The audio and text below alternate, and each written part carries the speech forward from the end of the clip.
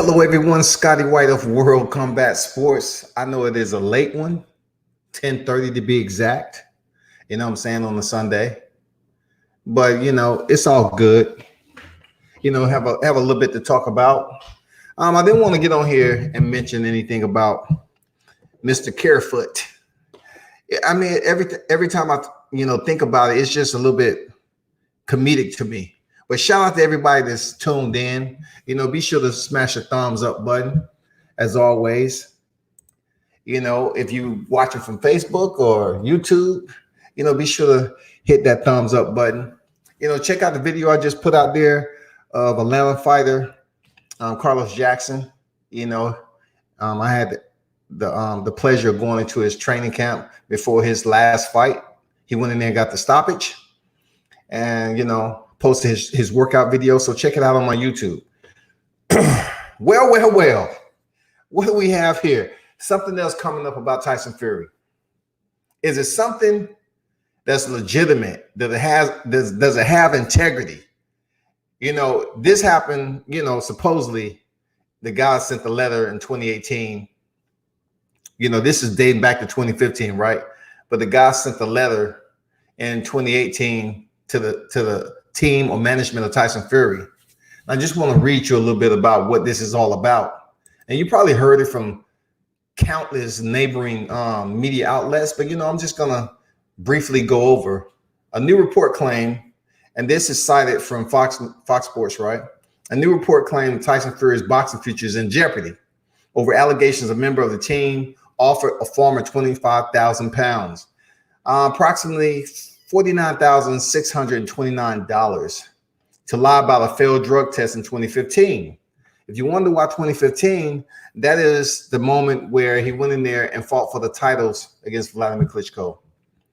The Daily Mail report surrounds positive tests by Fury and his cousin Hughie for the steroid nandrolone, which the pair said was due to either contaminated supplements or eating uncastrated wild boar. I'll say that again. Contaminated supplements or eating uncastrated wild boar. The pair was given black-dated 2-year bans for the incident, with Fury since returning on to the top of the boxing world, of course, defeating Deontay Wilder, the WBC heavyweight title. But the caveat, the farmer claims he was promised money. This is where it gets interesting because, I'm hearing like 50-50 as far as his integrity goes. Is he telling the truth? Is he being honest? I mean, does he have ulterior motives or what? The farmer claims he was promised money to lie about sourcing wild boar for the Furies. Mr. CAREFOOT now says, I have never kept wild boar. I have never killed a wild boar.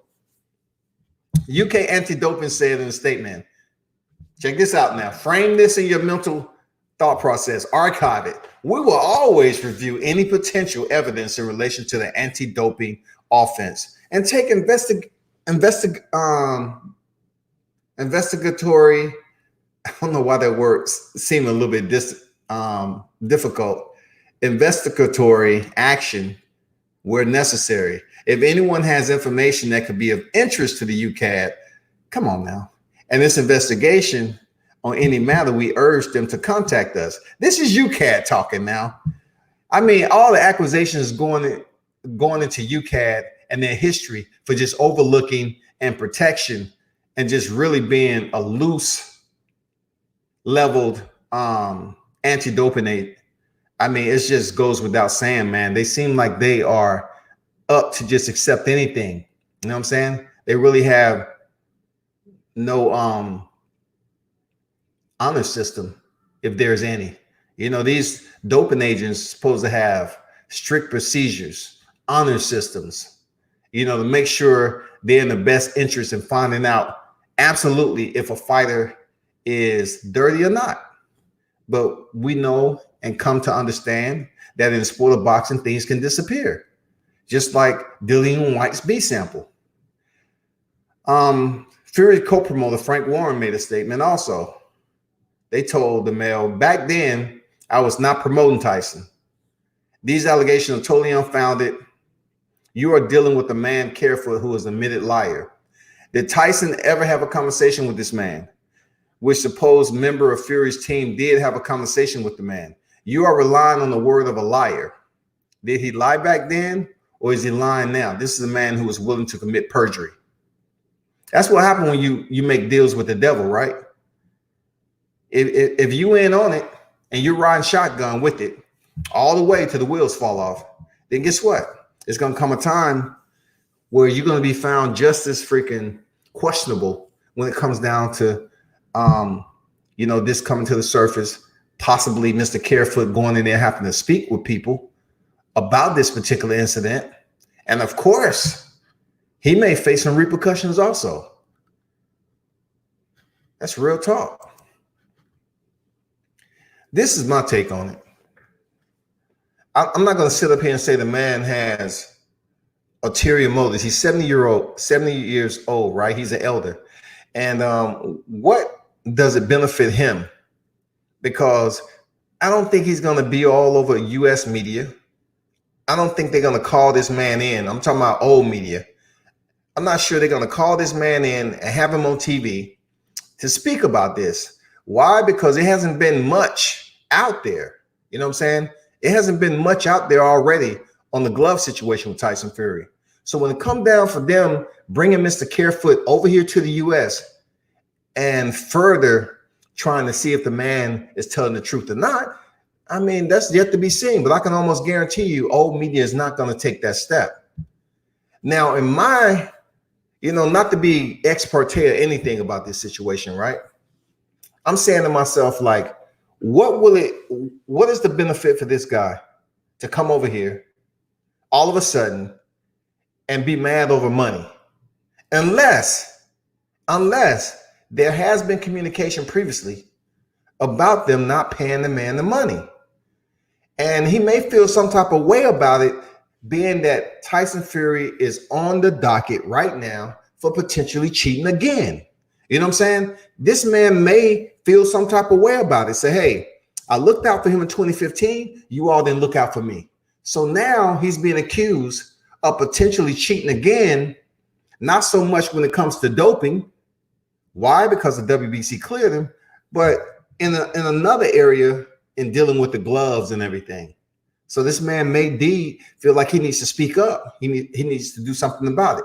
Hey, shout out to Ohio Runs Boxing, man. Thank you very much. I appreciate that. Thanks for the donation, bro. And y'all be sure to follow Ohio Run Boxing, man. Doing great things for the sport. Always support, man. Appreciate it. And those of you that want to donate to the channel, just drop it down below on the live chat. But salute to your Marcus, man. Real talk. Thanks for donating to the channel, man. But I'm looking at Mr. CAREFOOT and him speaking up about this. And, I know people, I've been hearing them all day. The people that's sitting up here saying, Deontay Wilder fans just need to go and sit down and face the fact that he lost. It's not so much the fact that media is speaking up that he lost. Once again, it's three letters. HOW is how. If indeed Tyson Fury won it fair, then it's okay. But now you have another guy coming up here saying that they wanted him to lie about serving them uncastrated wild boar. You know what I'm saying? Now it takes me back to the Canelo. Said he ate bad beef when he popped for clenbuterol. You know what I'm saying? So how are they going to treat this guy? Just because he's 70 years old, they might try to shut him up. I mean, how's it all going to play out? Because I'm looking at it like this. What is the underlining point of him coming out at this age? It's not like, I'm not sure what the man's personal life is, but why would it benefit him to come out and all over money he hasn't received for quite some time now? Why all of a sudden it benefits him to come out right now? I mean, the man is 70 years old, for Christ's sake. He may feel some type of way deep down inside that he made a deal with the devil. The devil refused to basically own up to his part of the deal. That's usually what happens when you're dealing with scoundrels. So therefore, he may say, you know what, this is the opportune time, since Tyson Fury's name is all in the media. it's the perfect time for me to talk about this. It's the perfect time. Does it sound like, and does it fall in line with something that Tyson Fury would do?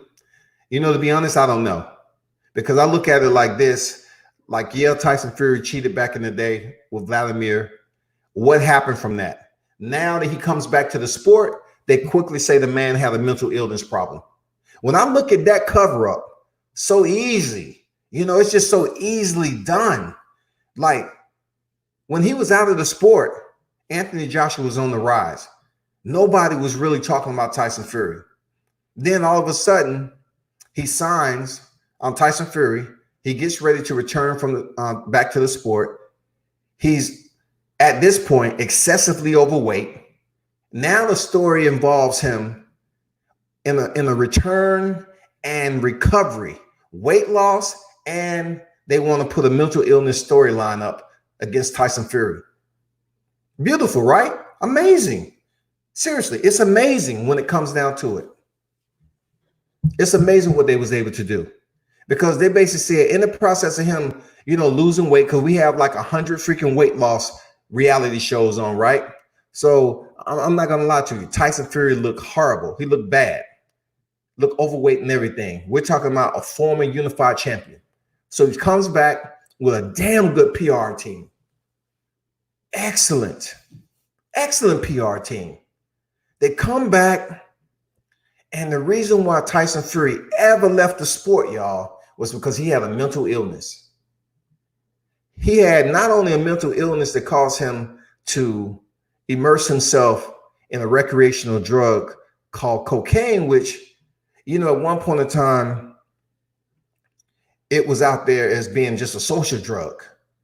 You know, you have psychological dependencies and physical dependency drugs. So cocaine is considered one of those psychological dependencies. It depends on if it's mixed with anything else. But somehow, some way, his mental illness forced him to start immersing his two nostrils into cocaine. And then, not only that, he popped for PEDs. So popping for PEDs, that means there's two choices that you made that didn't benefit you. They didn't benefit you at all. You made two choices. What does that have to do with mental illness? It's such a large scale of hypocrisy that's going on right now about Tyson Fury that I can't sit up here and just call out certain people for not really speaking up on this. But now that we kind of switched lanes a little bit about this glove situation, and Mr. CAREFOOT came out, and he's basically talking about like, yeah, they wanted me to say I served them wild boar, just to cover up the fact that he was guilty for being a cheat. Listen, people, a cheat is a cheat. I know some of you hang around some unsavory characters, but a cheat is a cheat. Real talk. I don't go around talking about any other person, you know, like I'm perfect. Me being perfect and you being perfect is not the point. My point is, why are there so many advocates, unemployed life coaches up here trying to speak on behalf of Tyson Fury? And we are talking about US fans. You're calling in and you're putting all these comments in the live chat about Tyson Fury, but you're not saying anything about what's the obvious. Now you have an older white gentleman, right? He's speaking up about not being paid. You don't hear the same people saying too much of anything. Before, it was just most of the Wilder fans are black fans, so they're just talking up. They mad because Tyson Fury is a Brit and Deontay Wilder is an African American from the U.S., right? So it's easy for them to jump on board and make their claim to say, well, you all are not accepting the fact that he lost. Once again, we're not talking losses. We're trying to see what exactly happened that led up to the loss, right? So this guy comes over here and talk about he's supposed to got paid. If someone defaults on a freaking deal that you had, whether it is over the table or under the table, you're going to speak up about it sooner or later. And I think if this man was supposed to get paid back then, which about 2015, y'all, 2016, 17, 18, 19. What is this man? What has this man been waiting on? What has he been waiting on? I mean, I don't even want to say the next narrative. I just don't want to say it because I haven't spoke to anybody, but I'm hearing that they're accusing certain media outlets having somehow contacted the individual, and it is somewhat like a premeditated plan to come out with this information to further attempt to behead Tyson Fury's character. You know what I'm saying? His head is damn near hanging off already. But hearing that it's supposed to be a couple of media outlets that have somehow, some way influenced this is amazing. This is how big the subject is. So I'm expecting all these individuals with their hinges open, their tongues moving, and their lips flapping to come out here and talk about Mr. CAREFOOT.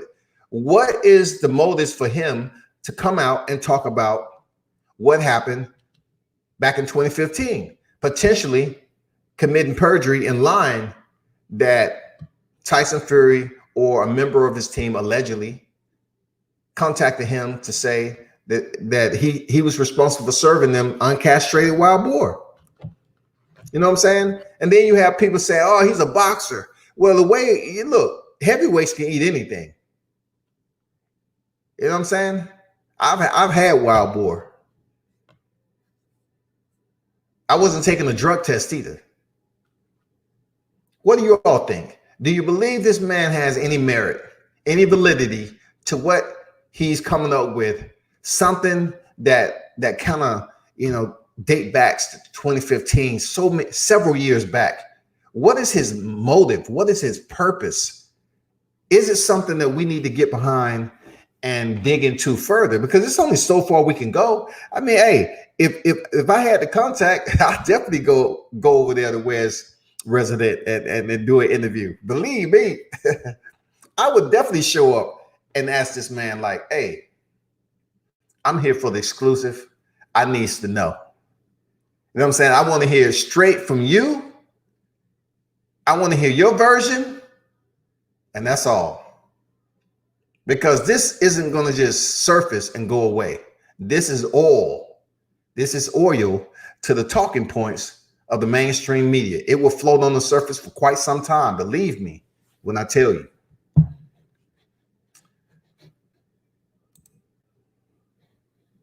But my disappointment just a little bit is I'm not getting the energy from those individuals that's on social media that was full steam ahead on talking about the glove situation, which has, slides and it has validated evidence out there to support something's a little bit distorted about the usual format on how a glove's supposed to fit. It's information that's out there. And believe me, it has absolutely nothing to do with Muhammad Ali. Absolutely nothing. Absolutely zero to do with the form. You can flick a jab out there all day long and it look like somebody that's back in the day, right? But what we understand is the glove. That's all. The gloves look shady. The gloves look something that was basically centric to the eye that we're used to seeing in boxing. What we're used to observing in the sport of boxing is not a glove that's flapping like you got a starter kit at Target.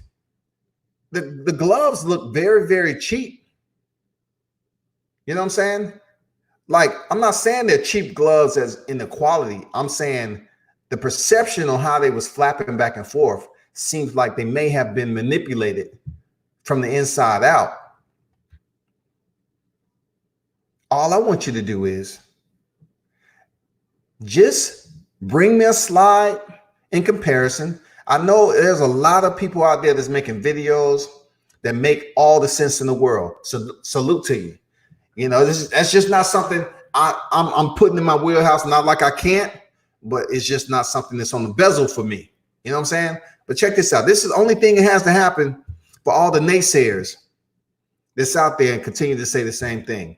In light of what you're hearing with this allegation that may potentially, I'm not sure, I'm not really putting all my marbles but I'm just saying, when it comes down to Tyson Fury being accused by this Mr. CAREFOOT, right?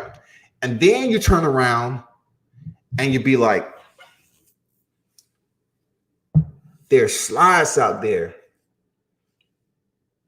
that's being compared to the first Deontay Wilder fight to the second one. There's actual footage out there to merit what the talking points is out here in the mainstream media. It's out there. It's nothing that you have to be mad about, except the fact that we're talking about it and it looks very obvious. Now, the reason that hunt the hell out of me, right, and a lot of other people, is why so many US fans up here defending Tyson Fury, a person that you'll probably never meet, a person that is accused of being a drug cheat before. Why are you up here just defending this man without really doing your own due diligence and researching it?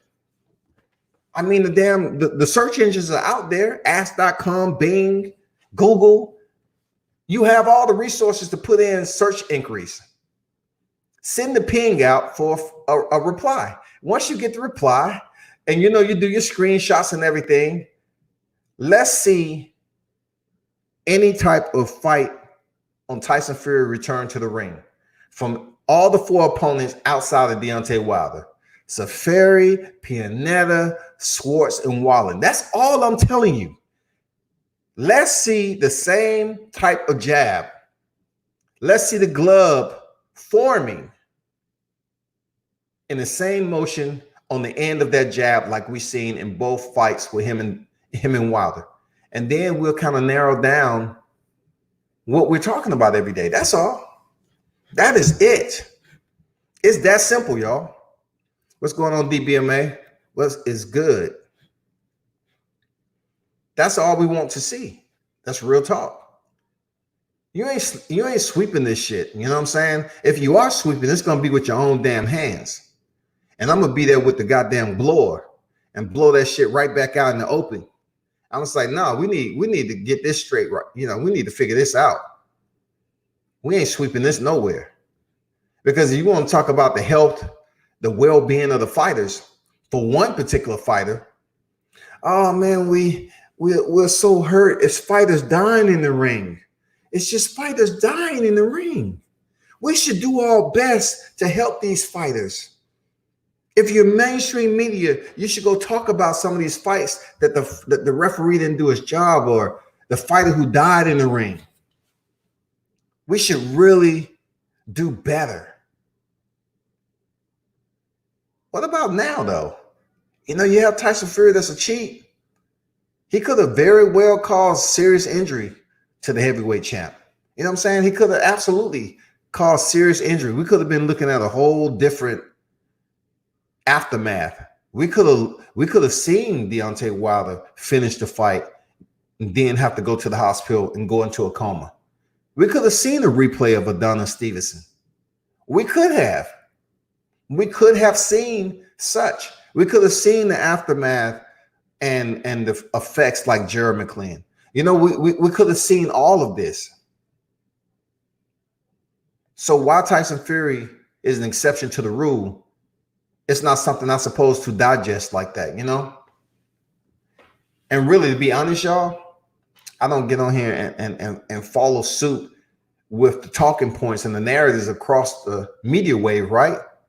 But it just comes to a point where it's so much that's coming out about this guy, but you still have US fans want him to return to the MGM Grand in July just so they can be there.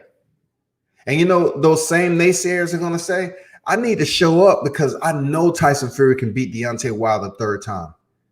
I just can't wait to hop on social media and prove them that, hey, we told you that Tyson Fury was a better fighter. That's the only reason why they're showing up. They're not showing up for boxing. They're not showing up because they're boxing purists and mainstreamers. They're casual fans. They're just showing up just to see if Tyson Fury can go in there and beat Deontay Wilder again. Just like the reason why Floyd Mayweather made so much money, so many people wanted to see him lose.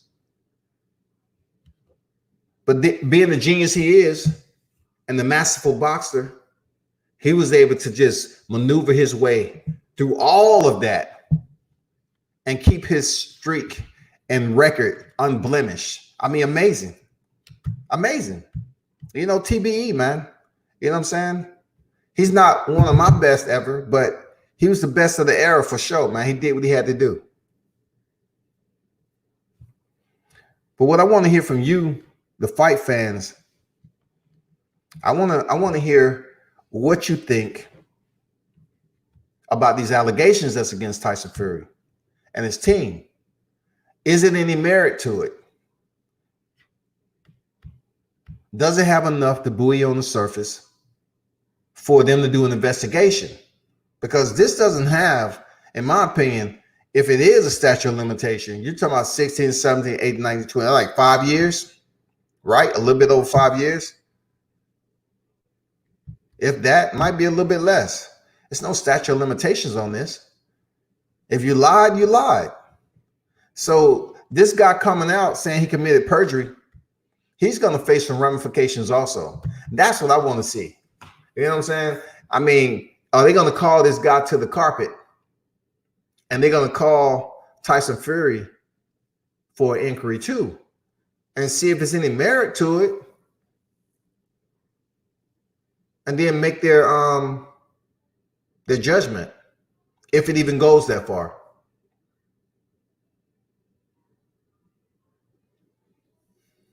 We'll see what Ukad do. I'm not putting any faith in Ukad. I'm gonna be honest. I'm just gonna be honest, y'all. I heard some very undelightful things about them, and you know, it's no different than what we experience over here in the U.S. To be honest. So whatever Ukad decides to do with this case, I think maybe a lot of people are looking at the potential trilogy between Deontay Wilder and Tyson Fury and how much money it is, because money runs boxing, period. Money is absolutely the oars that run boxing. It don't matter if it's down or upstream. Money is the main factor that runs boxing. But I just want these people to come off social media, you know, come over to World Combat Sports on the live and let me hear your thoughts. You know what I'm saying? Just don't be a hermit and stay on Facebook, you know what I'm saying? Or, you know, hide in the live chats and talk shit all day. My live chat, hey, look, my live chats, it's not that congested. So you have plenty of freaking traffic room over here. You know what I'm saying? I invite, hey, the invitation's open. That goes for any media and that goes for any freaking naysayers that's still up here talking about, you know, that the glove situation, leave it alone, let it be, he lost. And I'm saying, stupid. We're not talking about the glove situation. We're not talking about the glove situation in a sense as if those two gloves was perfect and Tyson Fury went over there and won the fight any other way except the way he did. The fight would start in the 7th round. We're not talking about the gloves in that particular situation as if he went in there as a heavyweight fighter, a top contender, and fought and won the fight by TKO. We're not talking about that. We're trying to see if there was any other areas in which he chose to cut corners with, or which he manipulated, you know, the equipment that is used to go in there and protect the fighters. And that equipment is the gloves. We're not talking about him going in there with 2 hands with gloves and wraps and fighting and getting a stoppage in the 7th. No, we're talking about the underlying factors. How's a goddamn glove looking like you got it from eBay? Your glove looking like it's gloves that Jack Dempsey wore. You know what I'm saying? And you decide to say, okay, shit, I'm gonna get some Jack Dempsey gloves and wear it into this fight because of how epic it is in Vegas. It's one of the largest freaking heavyweight fights ever. So let me pull out these old autographed Jack Dempsey gloves and wear them so they can just flap in the freaking wind. DBMA said, been going at it all day online. Those people still believe it. He is not a liar or cheating or not even part of the narrative that the people behind the scenes protecting there. The interest in the matter. DBMA, man, I hear you. You know, I truly hear you, man. You know what I'm saying? I totally understand what you're getting with that. Kevin Brown said, why did Team Wilder allow the gloves? Team Wilder, if you've been in a fight, I'm not sure if you've been to a fight before. All right. But a lot of things can go on with a pair of gloves. Now, we can say that the commission was there to see the hands get wrapped. And of course, a member of Team Wilder was there to witness the hand get wrapped. That's protocol. That's protocol. But do you believe that a team is there hanging out in the dressing room of the opponent, waiting for them to get gloved up? The gloves was already selected. At least that's what the protocol should have been. The gloves was already selected. So therefore, they're over there to see and inspect the hand wraps because the hand wraps are concealed in the glove. The hand wraps are for the protection of the fighter and their opponent. Real talk. So when they're going over there to look and witness, they're looking at the hand wraps. Okay, the gloves is already selected supposedly. So we all know fighters get wrapped up way before they glove up. So you have to reach out to, or you have to be the one in the dressing room to kind of figure out what happened when the camera went off. You have to find out why did it go dark. It is actually footage. If you watch the fight again, Tessitore even said it. You know, what is that about? Why is it dark in the dressing room of Tyson Fury? We're not making this up. Y'all need to do more research and, man, just put in some freaking search engine inquiries and come up with those responses that you're looking for. That's all. And Kevin, don't ask one question and run off, man. You know, just like hang around and try to come back. I want to hear what you have to say, but y'all just be dropping in the chat with these ghost accounts and then bailing out, man. Kevin Brown said the commission kept the gloves before both sides observed the wraps and glove. Kevin, why are you talking about the wraps, man? Why is the wraps in the narrative? Why are the wraps in the narrative, though? You say the commission kept the gloves. We're trying to look at the position of the hand of the gloves. The glove may have looked just fine. But if by chance Tyson Fury's hand was basically wrapped loosely, the glove was loosely wrapped on his hand just enough so it wouldn't come off during the fight. Because when he was warming up back there, it did not look like that glove was flapping the way it was in the fight. So therefore, if you take the glove and you say the commission have it, so be it, cool. But who's saying that the cushion was removed? Who's saying anything but the way the glove looked distorted? You know what I'm saying? It looked like there's some manipulation going on with the way his hand was fitted to the glove itself. That's the big question. Was his hand all the way in the glove? You know what I'm saying? When he fought Christian Hammer, it seemed like he got caught cheating. You know what I'm saying? So when Tyson Fury scratched his head 6'9" to the tilt, what did it look like? He looked like a guilty party, right? Rodney W. said, the man has a history of cheating. Enough said. The NSAC, Nevada State Athletic Commission, should have been ashamed of themselves. Also, they have been corrupt for decades. Just like you said, money rules everything in boxing. Money rules everything, man, even people's lives. What's going on, Chris Ray? But I'm not sure, Kevin, why you keep mentioning the wraps, though.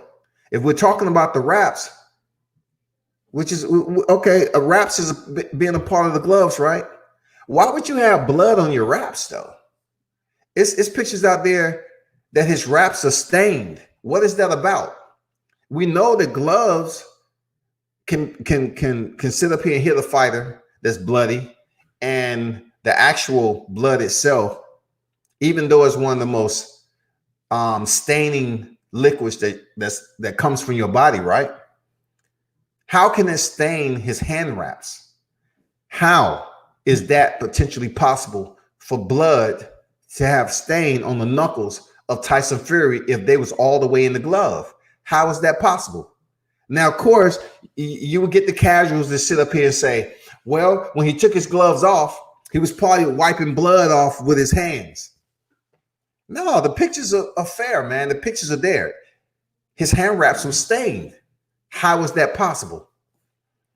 Rodney said, the question is, why did Fury's team cover the camera in the back when he was getting wrapped?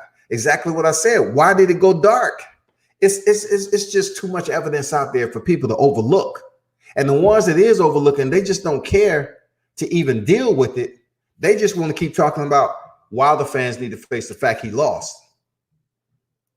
We're not up here debating the fact that he lost. And for you all to continue to say something against common logic, it just doesn't make any sense, man. It's like you're trying to act like you're incompetent to just indulge yourself in a boxing conversation. You're just here to basically put responses up here for argument. Who cares about the wraps? We're talking about the gloves and the way his hand was fitted in the glove.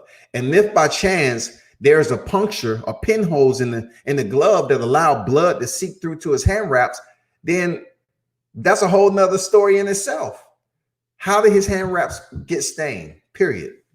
Chris Ray said, please don't take your foot off the gas. World Combat Sports smoke Tyson. Yeah, man, we're not letting up on Tyson Fury, man. He's a cheat. Kevin say, so why the ref didn't recognize it and say something? Fury pointed to the gloves during the fight. So you expect me to vouch for Kenny Bayless? Kenny Bayless. Like, here we go talking about appointed. Those individuals are appointed as a third man in the ring. They are appointed. You know, Deontay Wilder didn't want Jack Reese in there for the first fight, so they appointed Kenny Bayless. You have to ask Kenny Bayless when, you know, why he had on beer goggles during the fight. Kenny Bayless overlooked so much that was going on in that fight. He kind of lost control of the fight to be such an epic. I mean, I'm talking about a fight of a historic proportions on the heavyweight division. He kind of lost control over that fight a little bit. Tyson Fury was kind of just finagling his way with headlocks, you know, just doing a lot of dirty boxing, hitting behind the head. I mean, Kenny Bayless didn't see that either. So to ask, you know, why didn't the ref see it? You have to ask him. It's not like refs don't overlook things while they're in there. I don't know. I can't make false accusations against Kenny Bayless. I'm just going off what I've seen. And it seems like he lost control of the fight. Kevin said the blood is from Fury hugging and kissing Wilder after they both removed their glove. That's untrue. That's untrue. That's absolutely untrue. You basically creating narratives without doing research. That's absolutely untrue. Rodney Kevin, because everyone was in on it. Ref was paid off. Fury corner helped him cheat. Insack was paid off also. Hey, Kevin, relax, man. You on my platform. I'm not on yours, bro. I know this is the first time you want to come over here and talk, but don't think you're gonna run the dang live chat, bro.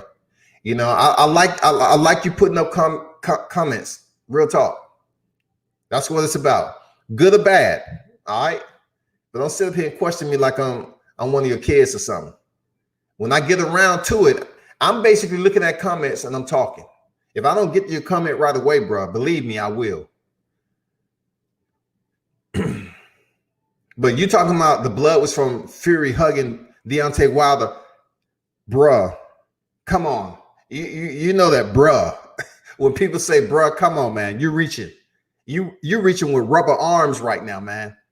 Seriously, because you sit up here saying on the same hand that's in question, he has blood on there, and it's all because he was hugging Wilder. DBMA say never pointed to the gloves. And Kevin making up stuff. I don't mean they just come in here making up stuff just for fun. Rodney say Fury right hand didn't have blood on it. The man was clearly punching Wilder with bare knuckles on his left hand. The ref was in on it. DBMA is freaking driving the heel down, boy. He's got to have steel toe boots on right now while y'all playing.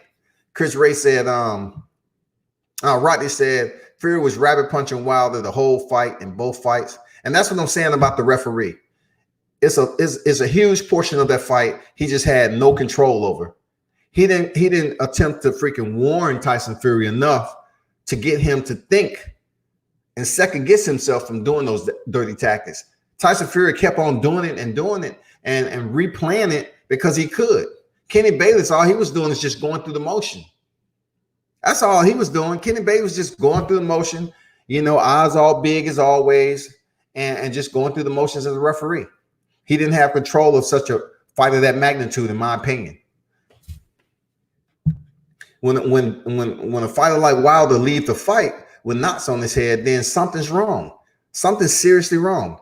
And then look, if the rules say this, that you cannot hit a fighter with an open palm, and you have casuals up here talking about there's no way that you can hit with an open palm.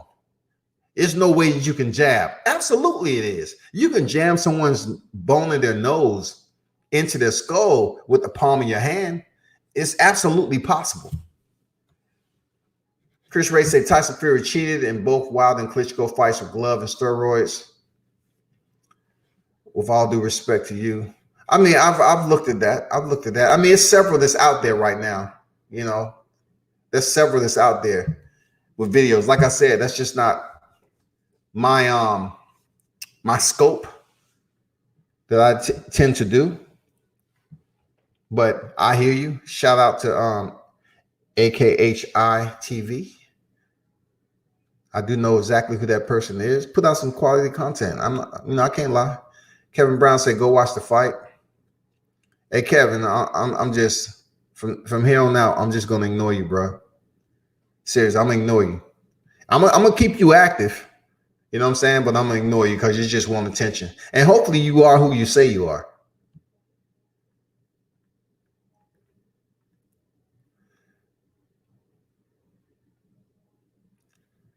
Did he hug and kiss Wilder with blood all over? Anyway, Ray said the great white dope, his career is over. That's a good one-liner, the great white dope. His career is over. Hey man, he is accused of doping. You know what I'm saying? It's no question of that. He is accused of doping. He was suspended for 2 years for that and then came back with a mental illness story, which is absolutely disrespectful to the people who have mental illness. People are not saying anything about that. He can get up here and do a press tour with Deontay Wilder the first time and act like a nutcase, right? I'm talking about talking shit, calling fighters bums, pussies, all that, cunts. Where's the mental illness now? Your therapist help you out? Like, are you on medication that's approved? You know what I'm saying? Are you a part of that therapeutic exemption over there across the pond? Like, what is going on with that? Because you was talking mad shit, man. Seriously. You was just talking. It wasn't no freaking mental illness stuff going on. Rodney say the fight has been dissected. My dude, the man cheated. Ohio runs boxing. Did you see the video of Ricky Hatton pulling Tyson gloves down, even though it was the first fight? But that was crazy for me to see. Yeah, it was crazy how, not gonna lie, the attention to detail that was zoomed in on the first fight. Because the first video to really start anchoring on the talking points, right, was the first video from the fight. So a lot of people were saying, just like Ohio's Run Boxing just mentioned, he was like, they were saying like, yeah, that video is from the first fight. Deontay Wilder still lost. That's from the first fight. And come to find out, a lot of residue from the first fight was kind of bleeding over to this second fight. Because looking at Ricky Hatton do what he, pull the glove down, I'm like, man, that shit was going on. They was aware of it. And you cannot tell me that the trainers and coaches wasn't aware of how Tyson Fury's hand was in the glove. And that particular fight, wasn't Freddie Roach in his corner? No, that wasn't Freddie Roach. Freddie Roach was up there in the corner for who was he in the corner for? Was it Fury? I'm not sure. Was it Fury fight? Or was Freddie Roach in the corner of another fight? I'm not sure, but yeah, Ricky Hatton, you're talking about another guy who had his share of discrepancies as a fighter too. Especially Floyd Mayweather's check left hook that invented the FaceTime in boxing. Ricky Hatton was the first guy to do that. You're talking about the app of FaceTime. Ricky Hatton did it in the ring.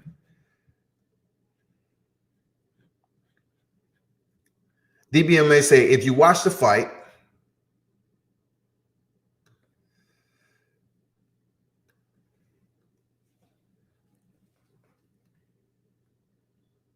Rashid, what's good, man? Salute to you. Rodney said, also footage of Ricky Hatton pulling the Fury's glove down in the corner. Rashid said, don't ban Fury until Wilder gets his devastating revenge. I agree, man. I really want Wilder to return and get his belt back because there's going to be so much scrutiny on Tyson Fury. Look, it's going to be so much scrutiny on his gloves, everything. It's no way with the knowledge in which Team Wilder has right now. It's no way that Tyson Fury can return and have his glove in the wrist area. It's no way. I'm pretty sure everybody on that team is going to be paying attention to Tyson Fury's hand.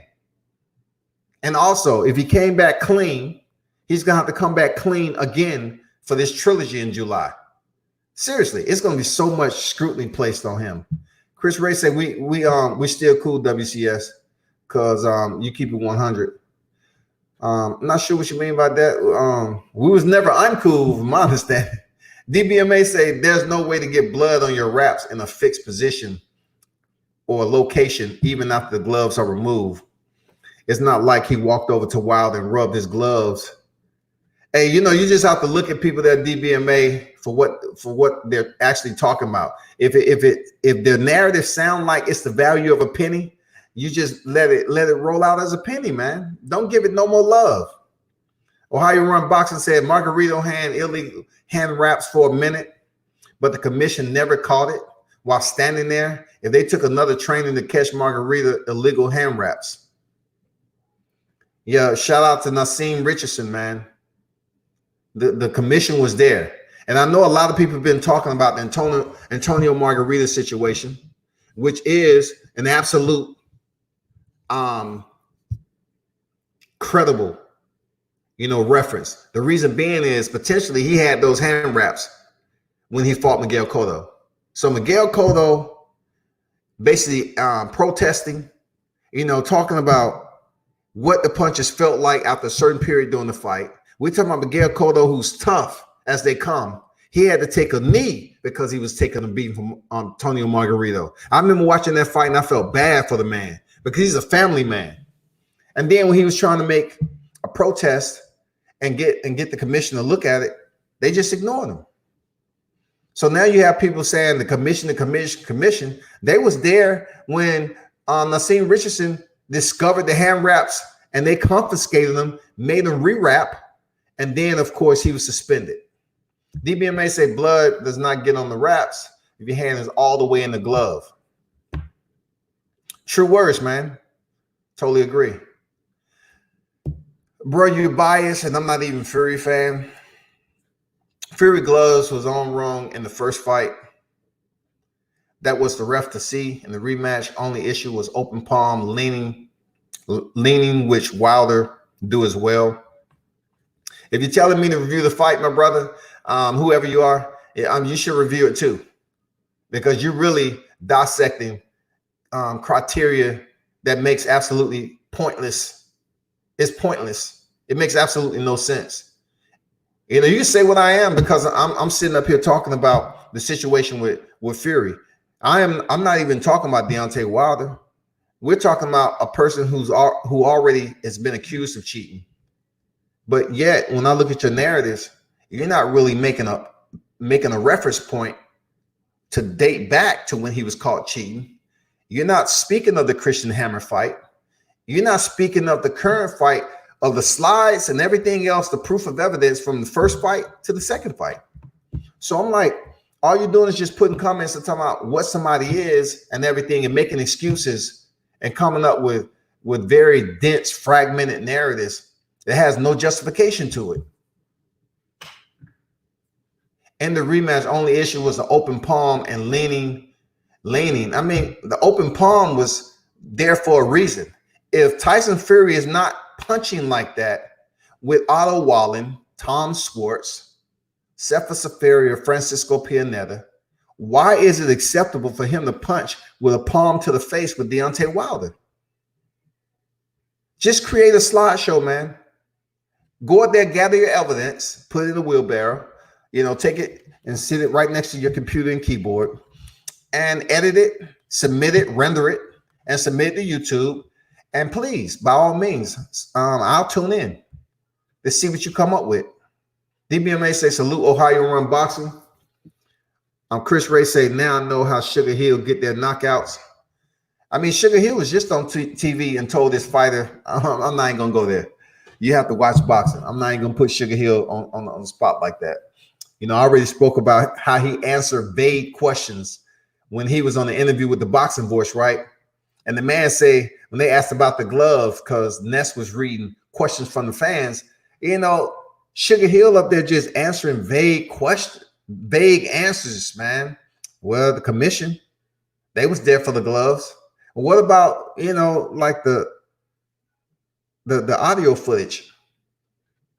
You know, how did the cameras go dark by that? Well, I was back there watching TV. I don't know anything about that. I mean, he's just very vague, man. Like, I just thought better of him before that started coming out of his mouth. That's all. Chris Ray said, now, Rodney, also, he pushed his hand back in the glove during the fight. Man, everybody in sound mind who looked at that fight and has basically reviewed all the videos that's out there right now. I mean, there's so many videos. And you can see, obviously, if you're a boxing fan and been watching the sport more than freaking 2 days, you can obviously see that there's a distortion in the wrist area of the glove. It doesn't take anyone to be a psychologist, a physician, any of that. All you have to do is use your eyesight. You pass the cognizant area of 4 to 5 years old. You understand that. You know right from wrong. Look at the glove, and you can pretty much determine for yourself that something is obviously wrong. There was no issue with the glove in the rematch that Wilder lost. You have to be fair, disappointed in your family. Be disappointed all you want. I got plenty of family that's disappointed all over the globe. And the reason why they're disappointed may have merit and may not.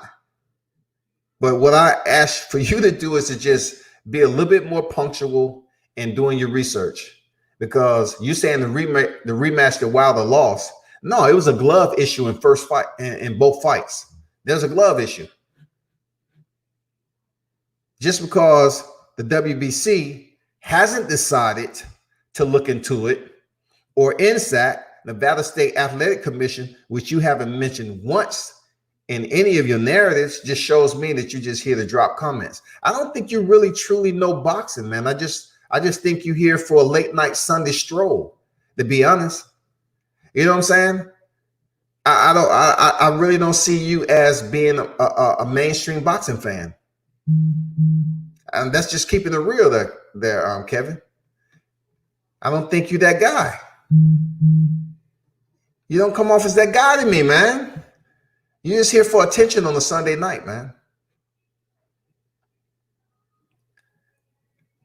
And believe, telling me you disappointed me, fam. That's funny. That's real funny. Ohio Runs Boxing said, "What's good, bro?" And y'all be sure to check out my man Ohio Run Boxing, man.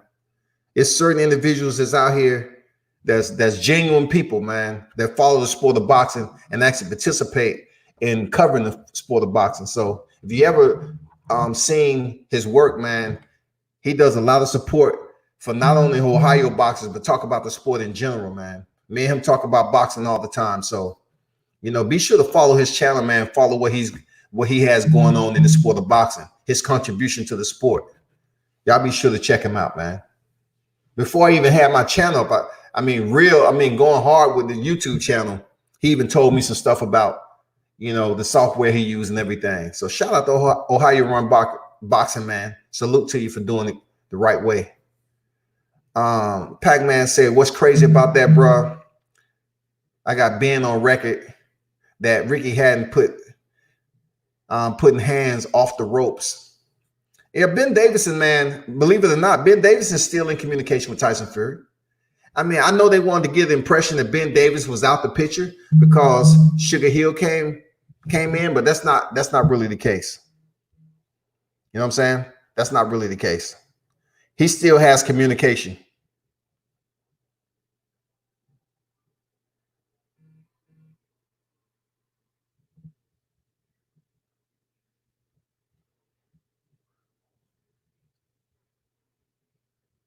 Hold up for a second.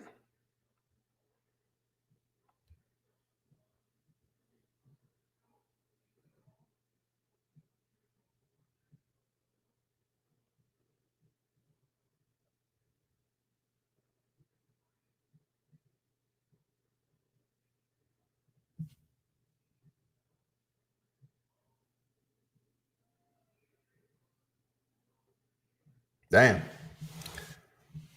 Okay, let me get back to y'all, man. Hey, Jam Gator, I'm not sure what you putting up here, but obviously it goes against, probably the good faith in what's going on with this channel, man. Cleotis, Fury is the biggest fraud since Milli Vanilli. Damn.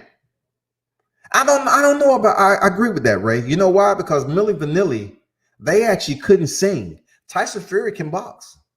You know what I'm saying? It's just what he actually, Tyson Fury can go in here and box. He can, the fight that he fought against freaking Vladimir Klitschko was much different than the fight he fought with Deontay Wilder.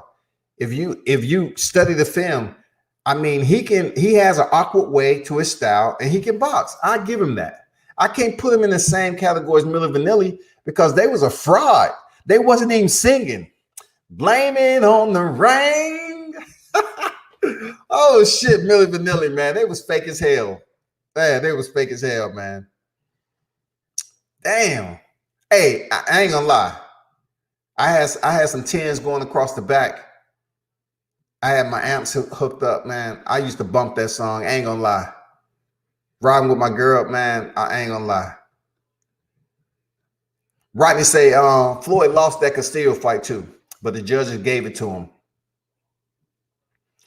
I agree with that, but a lot of people are not going to do it. Just like they refuse to acknowledge that Zab Judah was the first man to knock Floyd Mayweather down for a legitimate knockdown that was ignored. And guess who the referee was that ignored it? Do your research. Rodney said, keep it 100. Hit the like button. Appreciate that. People that come in here and say, hit the like button. Real talk. Real talk. Keeping 100. Thanks for the support. September 23rd, 2016, postpones Klitschko fight after being declared medically unfit. Now, me just breaking a little bit of DBMA and what you're saying. Not saying it's wrong, but it's a very solid point that they had a rematch clause and the rematch never happened. So what DBMA just said is absolutely correct. The rematch clause never took place. It is reported Fury had failed a drug test for cocaine the day before he said he had problems. I'm getting, let me see. As I'm talking,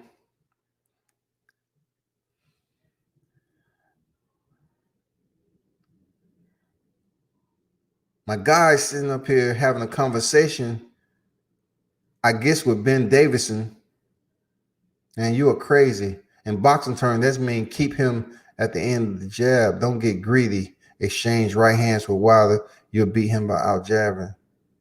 Ben, don't play with me. I'm far from stupid. And you are too. Cut the shit. You were saying a jab outboxing, but Ricky was saying completely different. Ask him what he was doing. Oh, trust me, I was there. You don't jab with the puncher. Fury created space in the glove to keep that reach longer.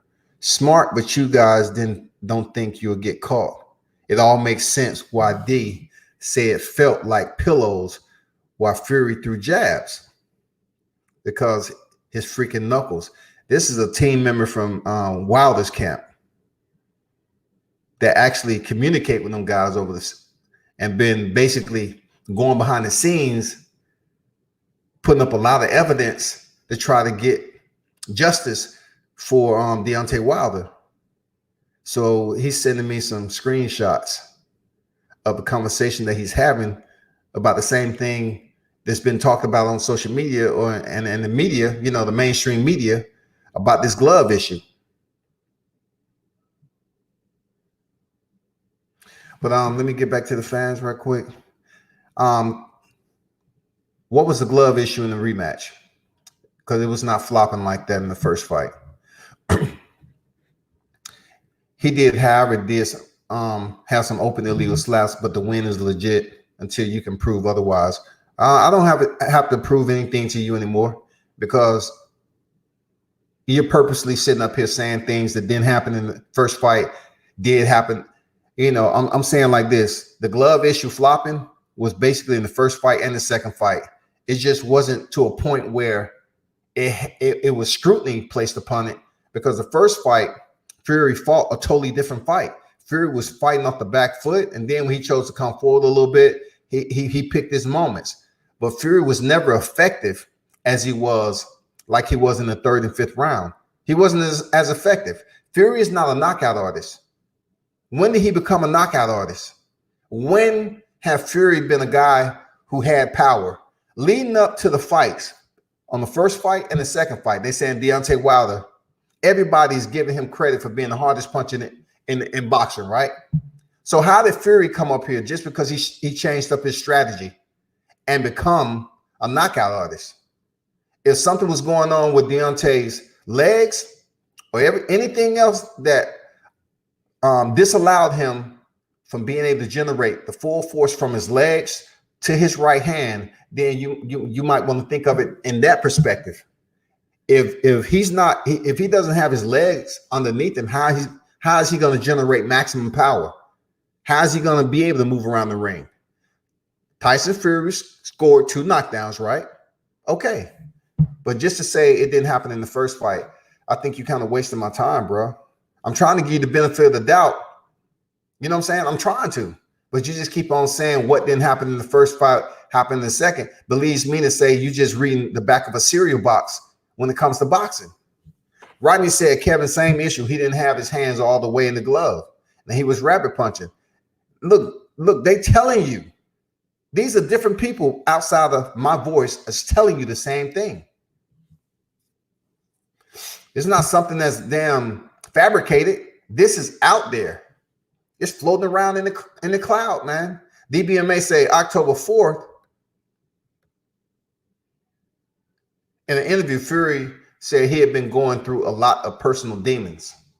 I believe it. October 12th, 2016, he vacates the WBA and WBO heavyweight titles.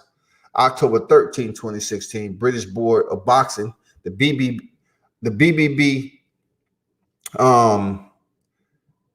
British Board Boxing of Control, the BBBOC, suspends his license. Kevin say, Rodney, where's the proof he didn't have the gloves in the rematch? All evidence I have seen is from the first fight. We need to do a little bit more thorough research, because if you have people on here that's pretty much caveating off what's out here on the media about this incident, then I think you're kind of lagging behind in your depth of research. Just do a little bit better, man. That's all. Press enter.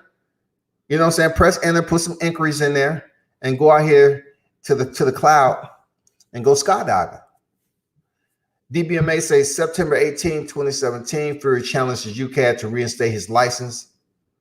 And then December 11, 2017, he does not attend hearing into the doping violations. It must have been, he must have been in therapy for his mental illness. You know what I'm saying? Don Dollar say, Ohio Run Boxing, I subscribe because of WCS. Appreciate that, man. Y'all show him love, man.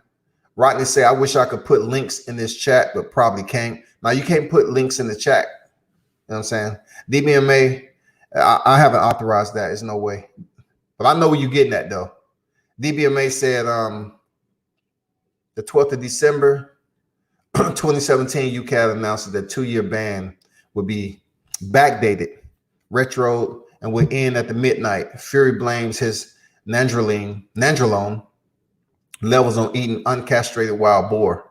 And that's the situation that we having with Mr. CAREFOOT. He said he never even killed a wild boar before. You know what I'm saying? That's from the guy himself. And for him to bring it up since 2015, it has to be something that's bothering him. You know what I'm saying? It has to be an important issue for him just to surface it the way he is and highlight it at this point in time where everything is going on with Fury. He didn't do it in the first fight, but he did in the second fight. Don Dowd say, Sir Ken, salute. Chris Ray say, blessings, WCS. I'm out. Hit the like button. Appreciate it, Chris Ray, always, man. Salute to you. Pass the word, man. Rodney say, yeah, he have gave himself more reach. Also to flick the glove, which the judges are points. To the judges are points. Facts. If you basically put your hand in the wrist area, you're definitely gonna have a lot more jab space to connect that glove. And if, like was just said, if Deontay Wilder say his jabs was feeling like pillows, then guess what? When he was palming them to the face, Deontay Wilder felt that. Look at the last round, the 7th round, when Tyson Fury, Deontay had his guard up, right? And Tyson Fury put that jab out there, a straight palm to the face. It was a straight palm to the face. And then he came around the guard and hit him with the right hand. And Deontay still ended with a hook. He still landed a hook. He was still defending himself. That's why I feel that the towel and everything else was BS, because the man was still throwing punches enough to the point where it bagged Tyson Fury up. Seriously, that's some nonsense, man. Anthony Joshua took more of a beating than that, man. January 19, BBOC agrees to reinstate Fury, provided he sends them up-to-date medical records after visiting the psychologist. And you know how that goes, providing them records from a psychologist. Of course, that's Tyson Fury. He can go in there and still be goofy, and they give him a clearance. April 12th, he announces he has signed a multi-fight deal with Frank Warren. Yep, I remember that. Queensberry Promotions. DBMA say open palm is illegal in boxing. It is, man. I've done my research. There's nothing, no photos. Let me do you a favor, Kevin.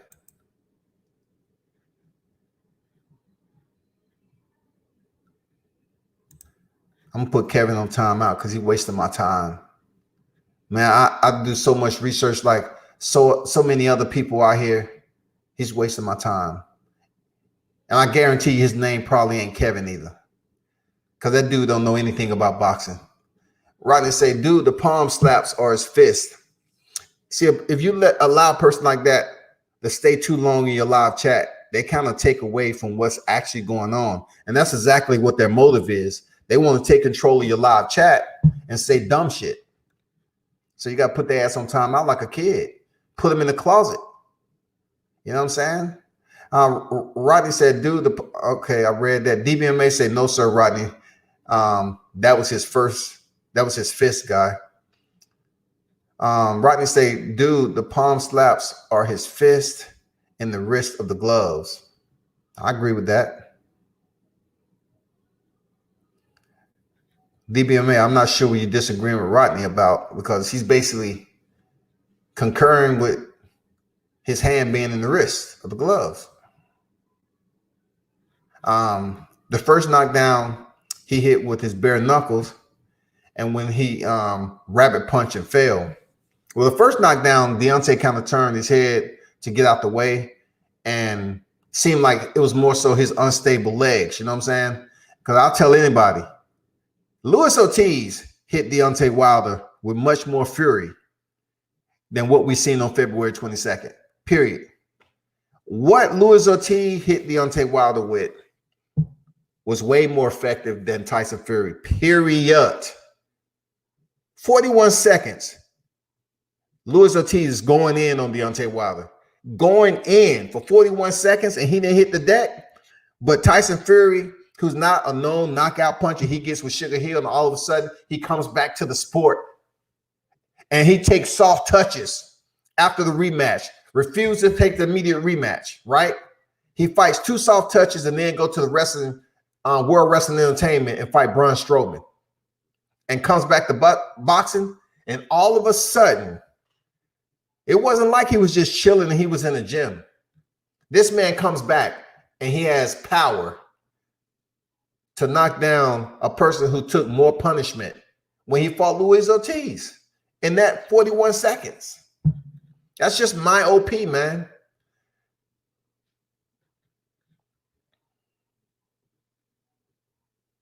But good point there, Rodney. DBMA say the reason it looks like palms is because every time he punched in the face, the glove would push up against the face, flat, and his fist would hit the face. Yeah, when people say the palm, the front of your hand, technically, the palm, if you have a closed fist, when you talk about the fist, people kind of look at it like, well, we're talking about a different set of knuckles, right? I know, I get what you're coming from. I'm not deterred from that. But if you're hitting with the front of the hand and just say the top part of the knuckles, that's not that effective. People are not going to put that much severity to it because it's not the second set of knuckles. You know what I'm saying? It's not the second set, but still they're knuckles and they're going to do damage, man. We're talking about the top set of knuckles, the top tier knuckles when you crack somebody. But he was putting his whole palm in the face of Deontay Wilder, and I'm pretty sure he felt it too. But solid point, man. Rodney said that's true. Luis Ortiz is much stronger puncher than Tyson Fury. Yeah, that's why no one wants to fight him, man. But everybody just overlooking the punishment that he took with Luis Ortiz and act like Tyson Fury all of a sudden this bohemian. It was a reason why his dad say, oh, all of a sudden his dad is talking. John Fury is talking before the fight saying, oh, Tyson Fury is going to knock him out. And he's betting David Haye all this money and all that. David Haye, it's not all about the money, right? And then after the win, he's talking about, oh, Tyson should retire. He's done everything in boxing. All of a sudden, he should retire.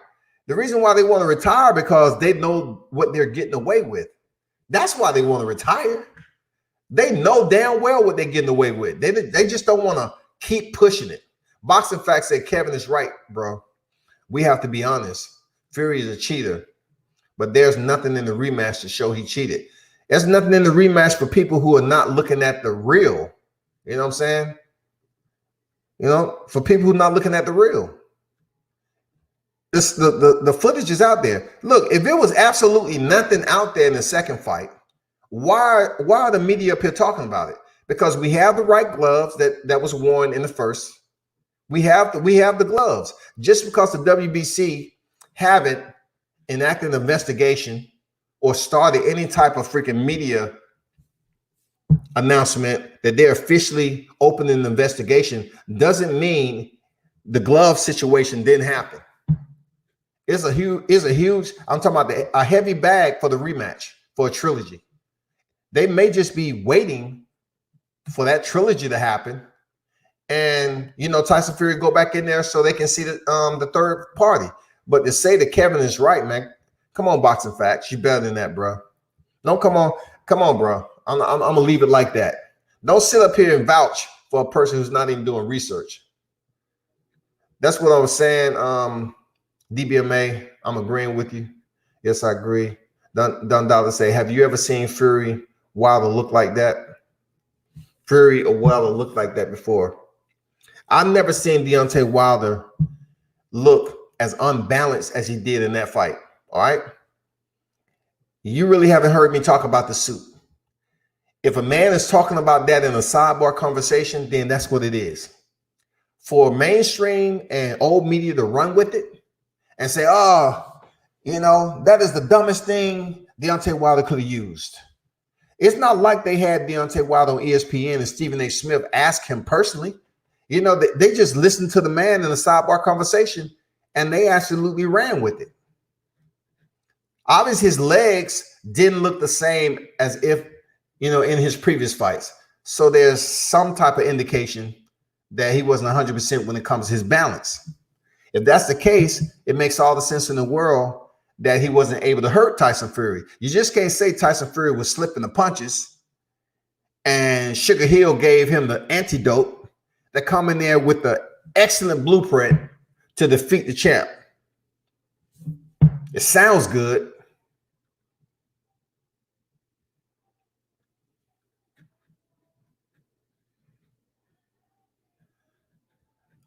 Facts say he hit the bottom of his palm, not the knuckles. How do you know that, bro? I mean, come on. Here you go against with the glove concealing. And then you have the knuckles being shown in the front side of the glove. You're basically trying to put placement from a part of the body actually making contact when it's concealed by a glove. So how are you making these statements and saying it was the bottom of his palm, not the knuckles? His hand was down a little bit, but yet no glove. So we're talking about minimal measurements here. So we're talking about middle school mathematics. So we're talking about speculation, right? I mean, seriously. You keep talking about let's be honest, but you can't be honest and sit up here going against the grain on what's out here already. What's out there?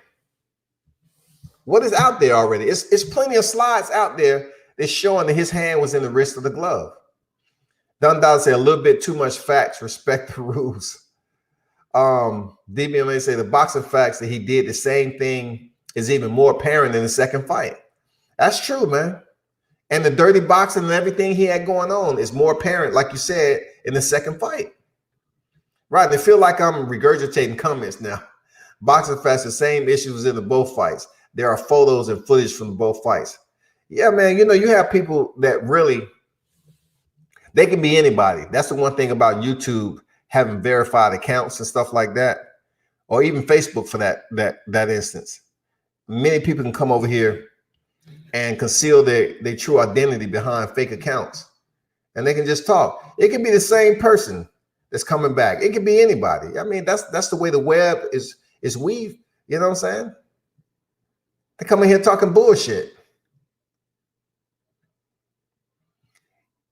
His hands were down a little bit. When you saying that his hands was down a little bit, you know, it urges me to kind of put you on timeout too, because when you come on here saying Georgia,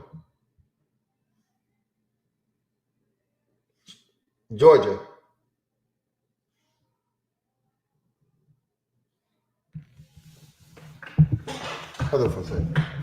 Georgia, come here.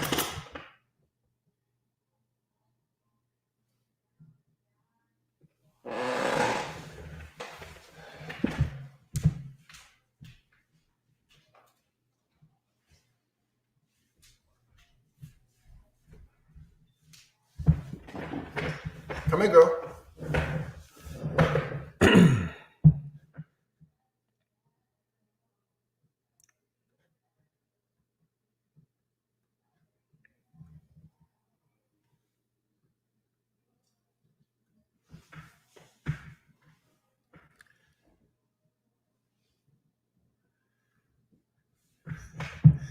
You better watch out for them snipers there, boxing facts. That dog say a little bit too much. DBMA say boxing facts, he did the same thing. It's even more apparent in the second, which I totally agree with. It is more apparent. Like I said, the first video that came out was from the first fight. and people was just like happy. Like, oh, why y'all putting out old footage? That's fake news. It's old footage. You know what I'm saying? But then you turn back around and there's similarities in the second fight to caveat off the first fight. The man was basically boxing Wilder the same way. He just had a different technique to get it done this time around. I mean, when you don't take the immediate rematch, it was a reason for that. Just imagine if Tyson Fury would have took the immediate rematch. I seriously doubt the fight would have ended up the way it did. But the man had 2 fights after that. You know, the last fight with Otto Wilder, and then go over there to Wrestling Entertainment and come back. He had plenty of time to come up with a plan. Right, and say, no, dude, the issue has always been the left glove. It's always been the left glove, man. The jab hand. Which none of them are mentioning. Boxing Facts ain't mentioned. Kevin ain't mentioned. They refusing to just identify it being the left hand. They want to talk all around that shit, but it's the left hand. Well, he was hugging Deontay Wilder after the fight. Bruh, y'all coming up with mad excuses. And I'm pretty sure, you know, I'm going to get some trolls on here, man.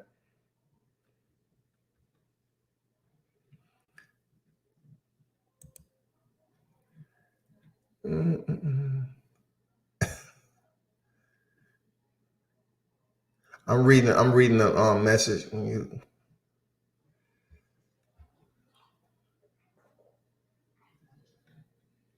And Boxing Facts, you don't know why you getting your freaking comments sealed? Come on, man. DBMA say Boxing Facts, Fury used the same tactics in both fights in the same gloves. The left hand, you have to go do the research. And you know what? Like I told you all before, he's been put on timeout by a wrench. Well, when you come up here talking basics, I mean, I'm talking about just rudimentary comments on here. That means you're trying to allow the chat to basically show you the attention. So when somebody come over here just talking reckless, and they just talking ABCs, like really, it's that basic shit right there. We way past that. We know 2 fights comparable to the same action. The action is the placement of the hand, how the glove looked. Now, it's been talked about several times over. Get some slideshows, get some relatable evidence on him fighting another fight and the same thing happening. Pull up Safari, Pianetta, any one of them. I don't want to see any other fight past 2015. I don't want to see it because you know what? I've looked at fights with Tyson Fury past 2015. I didn't find shit. I looked, and that ain't the first time I watched the fight, but I watched his damn Klitschko fight. He's not even freaking jabbing the same. He's not jabbing the same with Safari, Pianetta. Not jabbing. He's not jabbing the same, y'all. He had a plan, and the plan didn't work the first time, but it worked the second time.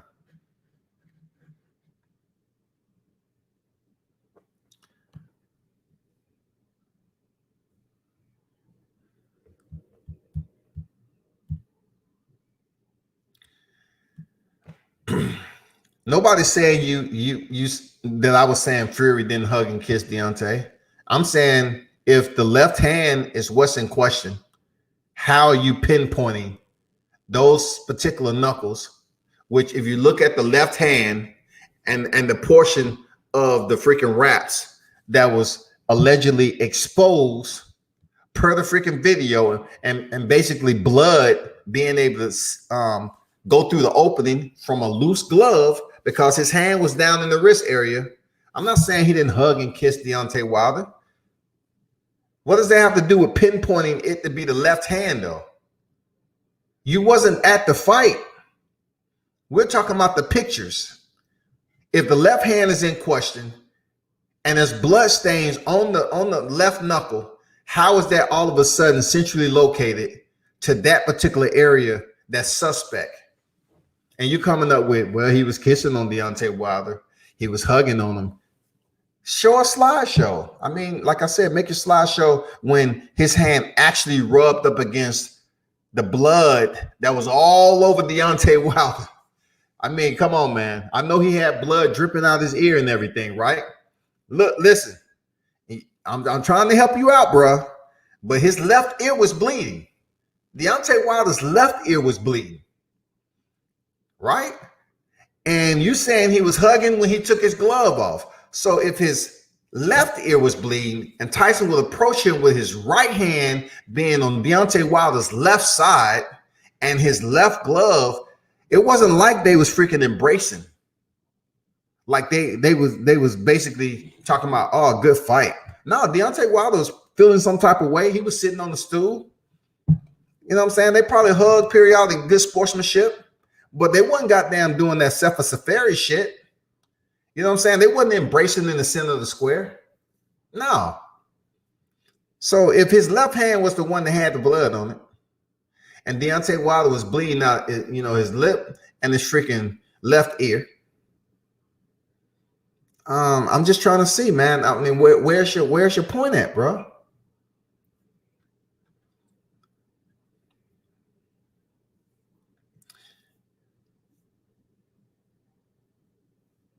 So the blood can't get on it, and also the bottom. Fury had no blood on him when he took his. Now you're just making up stuff, man. Do you feel like it's good to walk openly in the hallway there, Kevin? Is it cool? Or, I mean, what's going on here? You know what I'm saying? Because you're making up points that you can't validate yourself. You wasn't at the fight, and you're basically narrowing down timelines. If you have the footage yourself, and you basically zoomed in, you did the videos. You know, when you do that, it's hard to take you serious. It's like you're trolling, and you keep on talking about, well, that didn't happen. There's no way that blood can get on. How do you know what can get on what, man? We're not sitting up here narrowing down and itemizing timelines. All we're saying is what we actually see. What we actually see was blood on the knuckles.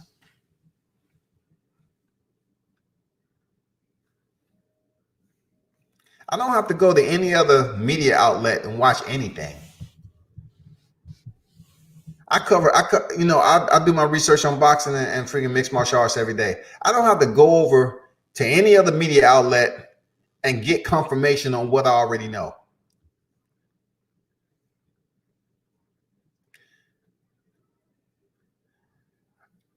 For the people that want to sit up here and mention other media outlets, then you do that. But don't expect me to fall into that trap of reading comments just to make you happy. They saying the blood got on his rap after the fight. Okay. Mellow the God. Tyson Fury give Wilder the Judas kiss. Resto gave Billy Collins Jr. after he cheated him. Totally two different situations. All this kissing stuff. What does that have to do with just basically blood on the hand wraps? Like, we all saw Tyson Fury try to lick Deontay Wilder, you know, and give the crowd a show and all that. But his left hand was on the opposite side of his left ear. And somebody provided a slideshow on when his hand actually touched the back of Deontay Wilder, who was covered in freaking blood, the way they looking at it. And all of a sudden, his damn left freaking wrap was the only part that was bloodstained. Come on, man. When you sit up here and say go this place and go that place, no, you go over there, because obviously you need to do more research. That's all I'm saying. You need to do more research, so you go over there. I don't even know why you over here. I have the proof, and I don't need you to send me anything, man, because what you're saying is itemized timelines, which you can't prove. You're talking about his glove was a little bit down. That itself is pointless to me. And then you're saying that they was hugging and kissing. That's pointless to me. And then you want me to go visit another media source as if you don't follow my content. Man, I do my research too. Sir Ken said at the end of the day, he cheated. Keep the same energy for Fury. People have to understand that there's so much out here on Fury, and the ones that's talking about it, they're gonna have individuals that's inept to accept the fact. So what they're doing is, whoever, they keep talking about specific sites and they want you to mention the name. The media segue he's talking about, I heard him mention like on 3 other freaking media outlets. Now that's strange to me, because that just proves what I said about it. Certain people go against the grain so people can tune in. So the people that's naysayers against Deontay Wilder, they go to the media outlet to say, oh, the glove situation is being debunked. So their followers come on other media outlets and say, go over here and check out this video. Like I can't make a video. But I'm not going to go up here and make a video because I'm basically saying that Tyson Fury cheated. I don't need to go anywhere, bro.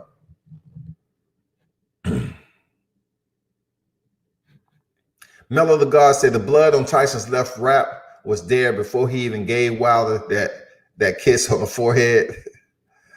Talk to him, man. Talk to him. I'm trying to tell you, you need to produce contact. You know, we need to see video footage slowed down of actually the glove rubbing up against the blood and staining. We need super slow-mo for that to happen. Hey, Kevin, you can follow me all you want, bro. But check this out. You come on here telling me to go to another site, bro. You really going down a direction that I welcome all the smoke. I truly do. I'm rarely on my keyboard when I'm talking about this, but I do my research too. So for you to redirect me to somewhere else, that's because you believe in the content of that particular media outlet, and we'll just keep it at that. You don't agree with what I'm saying? Cool. You don't agree, man. DBMA said, Kevin, showbiz is just scouting for narrative and views. The blood was already there prior to hugging and kissing him on the forehead. That said, KB, you on thin ice. Kevin said, I agree, cheated. The issue is stop making up stories that his glove was on the wrong in the rematch. There's none out there, no winning. So the win is legit. Once again, you're talking about the win. I mean, once again, I'm like kind of curious as to what exactly are you trying to debate here? No one's freaking talking about whether Tyson Fury won the fight. He won the fight. We're trying to determine the underlayers. You know what I'm saying? The issues that's presented with a history with a boxer who cheats. And him cheating is a fact. He's been a cheater. He got caught with the Christian Hammer fight, which you haven't mentioned. I said it early on and you refused to take any note of it. You won't even discuss the Christian Hammer fight. All you want to talk about is speculation. I mean, it's like a waste of time to say there's no evidence of the glove being any different from the first fight to the second fight. It's plenty of evidence out there, bro. Come on, man. I'm treating you like an adult, bro. Like you keep on talking about certain things isn't in the second fight. It's plenty visual evidences out there. I mean, you have these boxing heads that's on the live chat telling you the exact same thing. Exact same thing, bro. They're letting you know.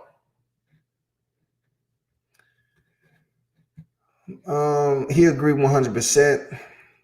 Finally, someone else understand the judge's kiss. No, the God facts. Man, you know, Tyson Fury, you know, one thing I'm glad that didn't happen was that repeat of what went on with Sefer Safari, because I just think that's overboard. And I told people earlier on an earlier live a couple of days ago or whatever, if that would have been Deontay Wilder in that same position, man, people would have vilified that man to no end. The black fight fans wouldn't even thought about supporting him if Tyson Fury would have did the same thing he did Sefer Safari. That shit wasn't funny. That stuff doesn't go down in boxing like that. That's just weird, awkward behavior from a dude like that. Rodney say, I keep telling you there are photos and footage that you have to access to that clearly shows otherwise. That was from Rodney, and I'll read that again. I keep telling you there are photos and footage. The photos and footage that's out there already is what we're actually discussing. And today was another top layer of Mr. CAREFOOT coming out and saying that he participated in perjury. They basically wanted him to lie and said they got bad tainted meat or whatever. Not tainted meat, but meat from uncastrated wild boar. So for a percentage, 25,000 stones or whatever, pounds rather, that he never got paid. That's his fault. Now we need to know if it's any merit to it, any evidence to validate it. That's what we want to know. We want to know. We don't give a damn about the boar. We want to know if by chance agreement was made with 25,000 pounds to pay this man to cover up him testing positive. Rather say you're not looking in the right places, or you don't want to acknowledge the fact that are being presented to you. You can't even tell me one evidence you can show visual of the first fight, but show none in the rematch. If you say so, bro. If you say so. I mean, you look at my YouTube channel. I didn't start watching boxing yesterday. If you say so, bro, that's all I got for you. Now he's talking about race. Nobody's talking about race, bro. Rodney said, yes, I can. I can't show you in this chat right now.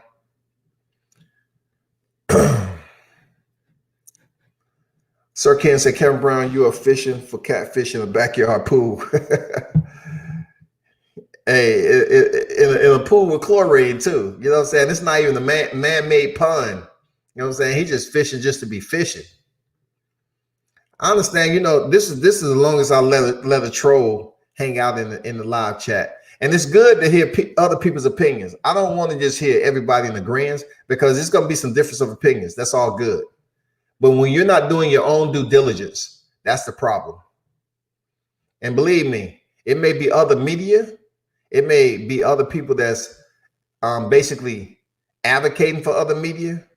But it's only so much airtime you're going to get over here, man. You're treading real light, man. Because you want to talk about race. Ain't nobody's mentioning race the whole time we've been on here. It's like, how many comments on here already? Over 100 comments. And I'll say one thing about Tyson Fury. I'm glad he didn't kiss Deontay Wilder like he did Sefer Safari.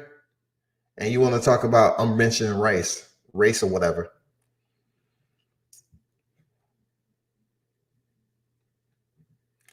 Hey, Kevin. Hey, you got a minute? I'll drop the link on here. You want to get on this live? I'll give you the opportunity. You want to get on this live? Put down the keyboard. You want me to drop the link in there? You want to join this live? Hey, show your face, bro. I'll drop the link in there, bro. Hey, I welcome all the smoke.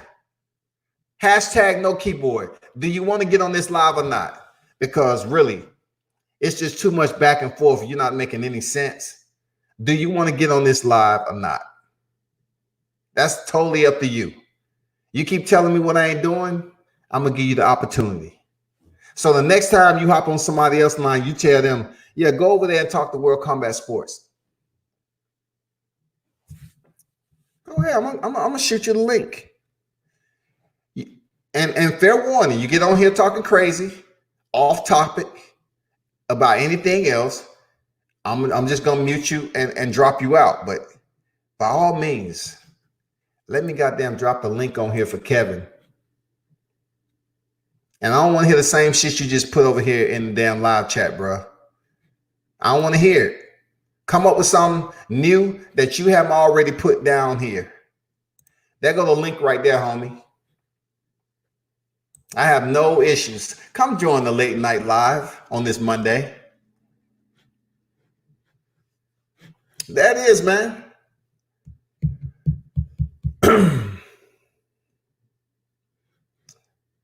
What's going on, Dundada? Salute, man. Hey, thanks for all the wrenches out there, man. You know, appreciate all the wrenches. Rodney say it's not being a yes man when evidence has passed, incidents has proven he's a cheater. And that's what I want to hear, Rodney. I want the understanding that you're doing your due diligence. Like, obviously, you all are doing your due diligence and doing research. You know what I'm saying? Obviously. I mean, come on, man. How simple is it? Do your due diligence, have your research so you can have a dialogue. When you're saying this ain't that and this ain't that, it's out there. Just like he's saying, go visit another freaking media outlet. Well, guess what? You can go visit all the other media outlets that's making videos on this same particular incident. Hey, somebody please send out a search party, because I put the link out there and somehow he's disappeared, man. I guess he needs to get the room ready. You know what I'm saying? I mean, come on, bro. It's enough of the back and forth live chat nonsense, man. Show your face. Let's go. Let's talk this boxing. People want to come in here and put other media outlet names. I have no problem with them doing media. But when you come over here as if I don't know, you know, about boxing in general, and you're telling me look at somebody else's video, it doesn't mean their video is correct. That means you believe the content that they're putting out. That's their content. I don't have no problem with that. Anyway, man, this dude, Rodney say, it was Wilder, not Fury. We will have the same energy, but it's not. If it was Wilder, who's even being remotely a part of being strung out on drugs, leaving the sport, never defending his title, 10 days after getting unified titles, the IBF championship is stripped. The IBF championship is stripped. Who is fighting for the IBF champion? I know I got some boxing heads in there.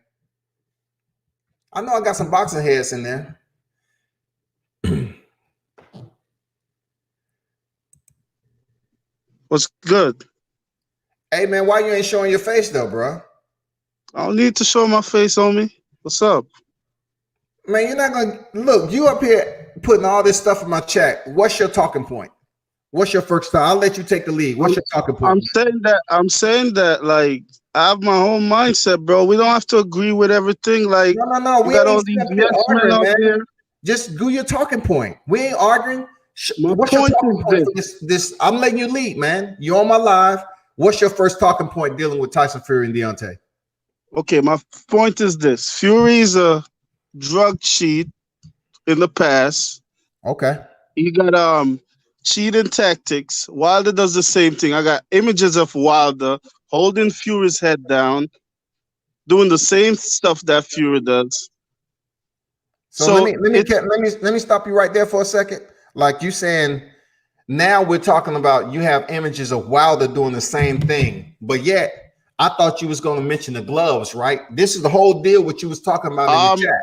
So you're talking about the way Deontay Wilder, who has been known to have wide punches, right? Deontay Wilder's been known to have wide punches. That's not the topic.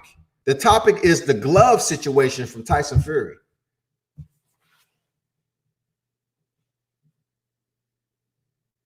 Kevin, you there?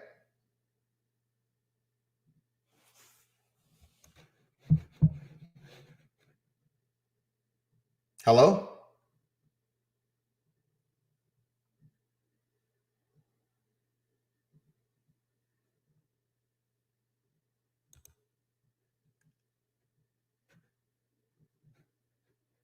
You still there, man?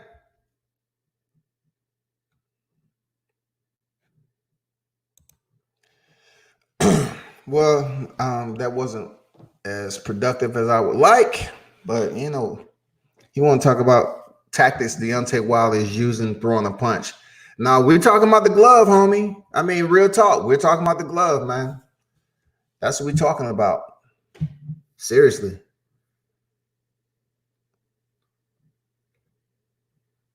Don Dollar say had enough of whack chat. Oh, how you run boxing? Say my boy Scott is ready. Man, I gotta do it sometime, man. I'm not up here trying to challenge all these media people. But when they followers bleed over, hey Dundada, did you take him off the live chat or not? Because he was in the middle of a live stream. You didn't put him on timeout or block him from the channel, did you? Because that defeat the purpose of me having him on live. I just wanted to hear what he had to say. Did you take him off any one of the wrenches? Did y'all deny freaking Kevin from being on the channel?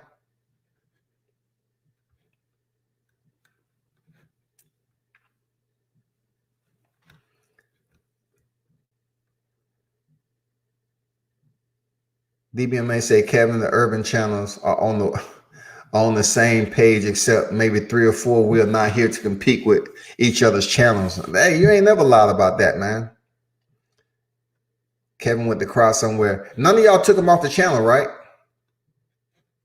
Because I still see him up here. Remember, I'm not saying you did, wrenches, but if by chance somebody's coming on live and they're acting crazy, believe me, I can delete them motherfuckers myself. I understand what y'all doing in the chat. That's all good. That's all good. But when they come on here on the live, man, I'm really trying to freaking talk some boxing with these cats. I really am. I'm just trying to talk some boxing with them because there's too many naysayers out there that they're not switching the roles though. You know what I'm saying? They're not trying to see it from both sides. All they want to do is keep on saying what's not happening. It's a lot that's not happening. The WBC isn't investigating this, obviously. NSAC came back and said the drug test was good, you know. And what we have here is another incident where you have Mr. CAREFOOT saying that he committed perjury. They supposed to have paid this man 25,000 pounds and he didn't get paid.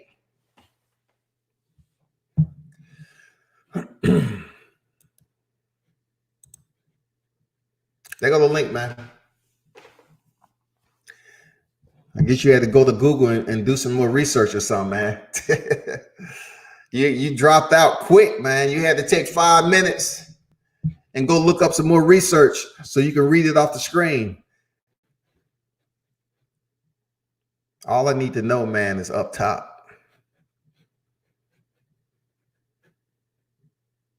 Hurry up, man. You have people that have stuff to do this morning. You know, it's Monday morning already. You got some heavy boxing heads, man. The phone died. Well, I sent you the link again, man. Dundada say he ran from his WCS. Hey, man. I'm waiting. It's all good, wrenches. Appreciate the control there, snipers. You know what I'm saying? Appreciate the patrol. Man, the fact is, I hope something come out of even this, you know, uncastrated boar talk, you know, wild boar talk.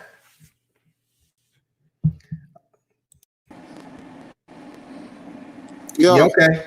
I have you up on, man. What you were saying about Wilder again? Yeah, I was saying there was an issue with the gloves in the first fight. We understand that. You get what I'm saying? I don't think it was his knuckles. Let me tell you why it wasn't his knuckles. There is wrappers showing on the top and the bottom, right? In the photo, did you notice there was wrappers showing on the top and bottom, right? Do you agree with that? No, I don't agree. I know the knuckles. Are we talking about the stain? We talking about the blood stain? What are we talking about? You agree with that? There's wrap showing at the bottom and the top in the photo. The bottom or top of what? The first fight or the second fight? I'm talking about the first fight. I mean, what are you talking about? The wraps, the way you wrap a hand, the hand is wrapped on the wrist and around. I'm showing you why it couldn't be his knuckles showing in the glove. I'm explaining to you why it couldn't be his knuckles. I'm waiting for you to explain, man. Go ahead. So in the picture, did you notice that there was a white wrapper showing on top and a white wrapper showing on the bottom? Kevin, what picture are you notice talking that about? In the photo? What are you talking about? What photo, man? You can't just come on here saying a photo. It's several photos that's out there showing his knuckles being exposed from the wrist part of the glove. And on top of the knuckle, did you see a white wrapper showing? Man, you see his knuckles showing through the glove. You didn't see any wrapper showing. You didn't see any part of the wrapper. It's according to what picture you're looking at, man. Because if you all look, the pictures show the same thing. No, they don't, man. It's not impossible. It's not impossible to show the same thing. Oh man, can you put up the picture that you got? When has YouTube been able to put up pictures in a live chat, bro? Come on, bro. Come on, man. What's your point you trying to prove, though? I'm showing you why it couldn't be his knuckles.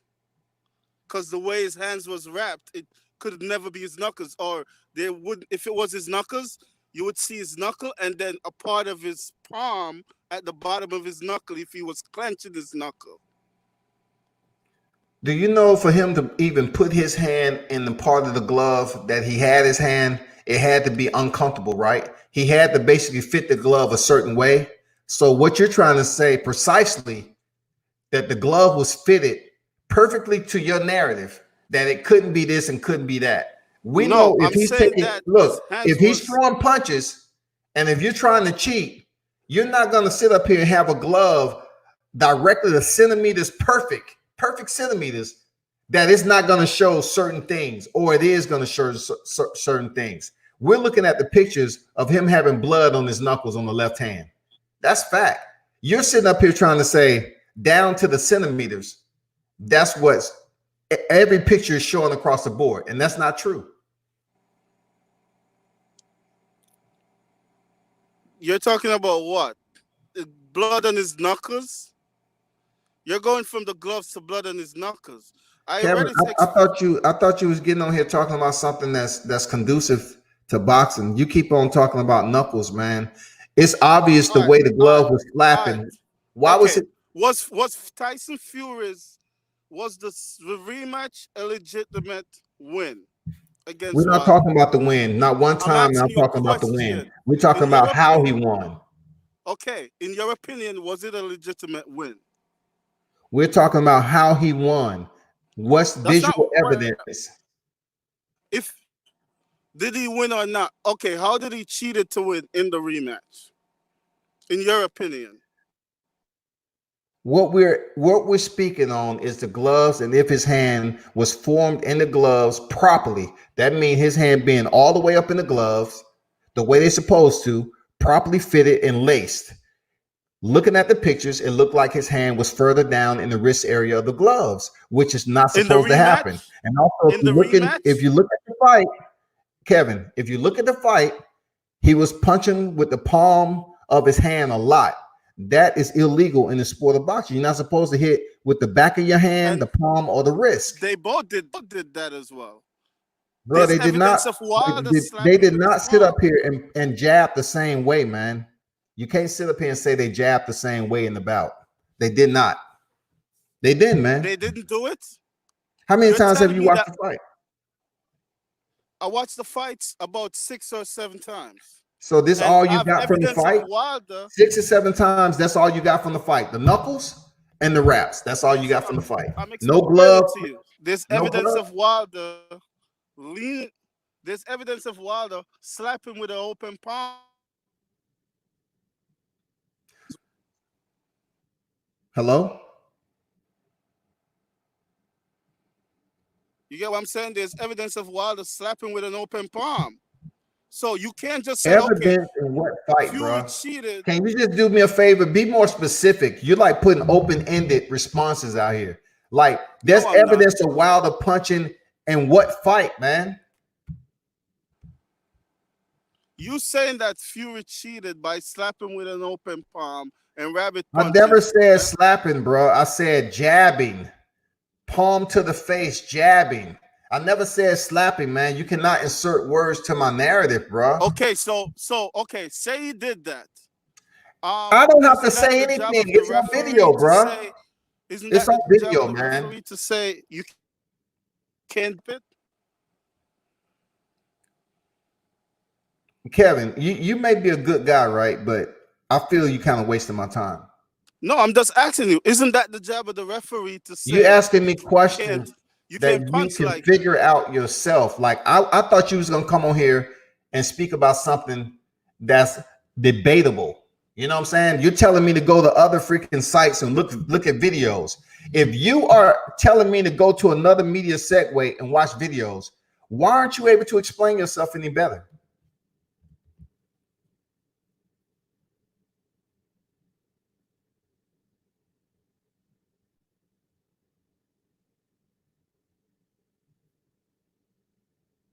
No, yes. I can't do this, man. You wasting my time, bro. Are you still there or not? Are you, you know,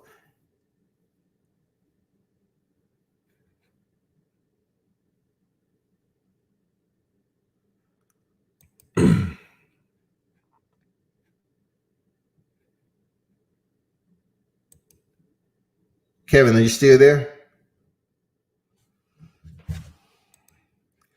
Anyway, those of you in the live chat, I have to apologize for even entertaining that for real. I do. I just have to apologize because it's a waste of my time. Dude is asking open-ended questions like if I tell you to go watch a video of something else, right? I'm gonna definitely put specifics out there, bullet points, and say this is what I want you to watch in the video. This is what I want you to look for. You know what I'm saying? Like there are some very good videos out there of the media that was mentioned earlier. And then I know Pharaoh, he has some videos out there. I mean, it's some very solid videos out there, right? But you just can't say, well, go look at a picture, go look at a video. But you're telling me to go to another site and look at a video. No, I'm expecting you to give me the details. I'm not going over there to look at anything. This dude say in the photo, like, that's just like, if you're talking about a fighter, Tyson Fury has 30 victories now. You know what I'm saying? He's 30-0, right? That's just like saying, you know, the fight that Fury was in and where he threw that left hand, you're like leaving a lot of details out of what your request should be. Like, what's going on, man? Bro, you still there or not? I'm done with that. I'm done. So his rebuttal was there's evidence of Wilder open palm punching, besides explaining how Fury didn't cheat. I thought initially we wasn't even talking about anything. The way Wilder punches has absolutely nothing to do with the topic of discussion. You know what I'm saying? We're talking about somebody, just say Wilder slapped Fury. Just say he slapped him, right? It's a difference between being popped when your fist is all the way in the glove inserted and someone palming and putting a jab out there with their knuckles in the wrist and making sure they hit you with the palm and the knuckle set of that particular hand. It's a whole different feeling you're going to get from being slapped with a freaking jab or open hand or freaking being punched with a jab when your hand is in the freaking wrist area of the glove. I mean, that goes without saying, people. That's real. That goes without saying. Seriously. Let me kick him out the studio. I'm done with that. That was a waste of my time, really. I should have known, him not coming on here showing his face. He wasn't really trying to do anything. And I don't even think that person actually followed boxing for real. Because anyone who followed boxing, there'd be a whole lot more descriptive in jumping on here and not saying, did you see the picture? Did you see the picture? If you saw the picture, you would know. What are we talking about? We're talking about the way the gloves was flapping in the wind. What freaking picture are we talking about, man? This is a waste of my freaking time doing that shit. Kevin Brown. Put you on timeout, bro. I have enough of you tonight, man. You're not conducive to what I'm like. I need people to try to educate me on stuff. If I'm not learning something from you and you just want to keep repeating the same thing, bro, you have to go away and do your research. Go over to the media outlet that you were supporting and advocating for. Do more research, educate yourself a bit more, and when you come back over to World Combat Sports, have some descriptive specifics to what you're talking about. Like have some descriptive points, some bullet. You know what I'm saying? Just have some criteria that's, you don't ask the open-ended question as an adult and say, did you see the picture? That shit is just like, that's just like elementary shit, like a kid watching boxing, you know? A kid asking, did you see that boxer? Did you see that guy punch the other guy? Like, it's no specifics to it whatsoever. DBMA say that 31,000 in U.S. currency. Tyson made an agreement for him to say it was bad meat. The old guy know he committed perjury. Plus, he did not get paid. My only question, DBMA, is this: why so long, though? Why so long? Hold on for a second. Bro, you there this time or what, man? I mean, what's the deal, bro? I'm here, bro. You're the one who got me in the background. Look, I'm saying, what more do you have to ask? Because your question didn't make any sense. Did I see the picture?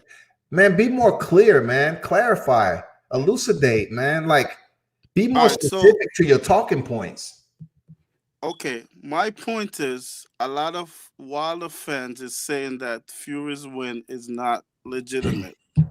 Kevin, I have to cut you off, bro. Straight up. See, we're not talking about Wilder fans, bro. Okay, all right, we're talking about the glove. We're talking about it flapping in the wind. We're talking about the blood stains. We're talking about his hand being in the wrist. Don't get on here talking about Wilder fans, bro. Okay, his gloves was on wrong. We both agree with that.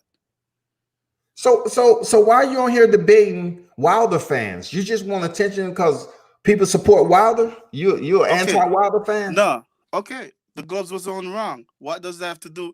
I don't see the gloves on wrong in the rematch.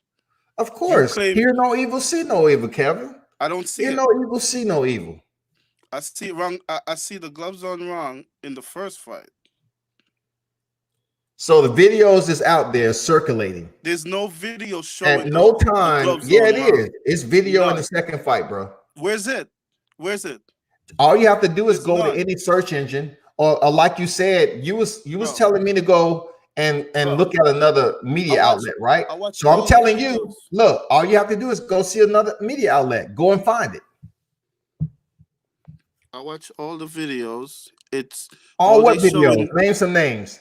Name some videos. Young Pharaoh. So you watch Young Pharaoh and Young Pharaoh, all people who's basically getting a lot of freaking exposure for actually being pretty cut and dry, man, pretty thorough with his content. So you watch Young Pharaoh video and you didn't see a second video of the rematch?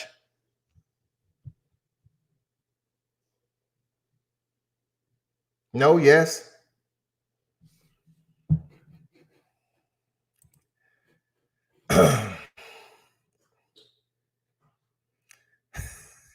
Kevin just ran, man. That guy keep going in and out. Stick to the subject matter for real. He talking about Wilder fans, man. I know he just want to advocate against Wilder fans. I don't know how one boxer could have people just saying, you know what, they're a Wilder fan. What does Wilder fans have to do with the obvious evidence that's out there? If the man was a freaking cheat, acknowledge that he was a cheat. That's all I'm saying. Yeah, man. Still here. You there or not, man?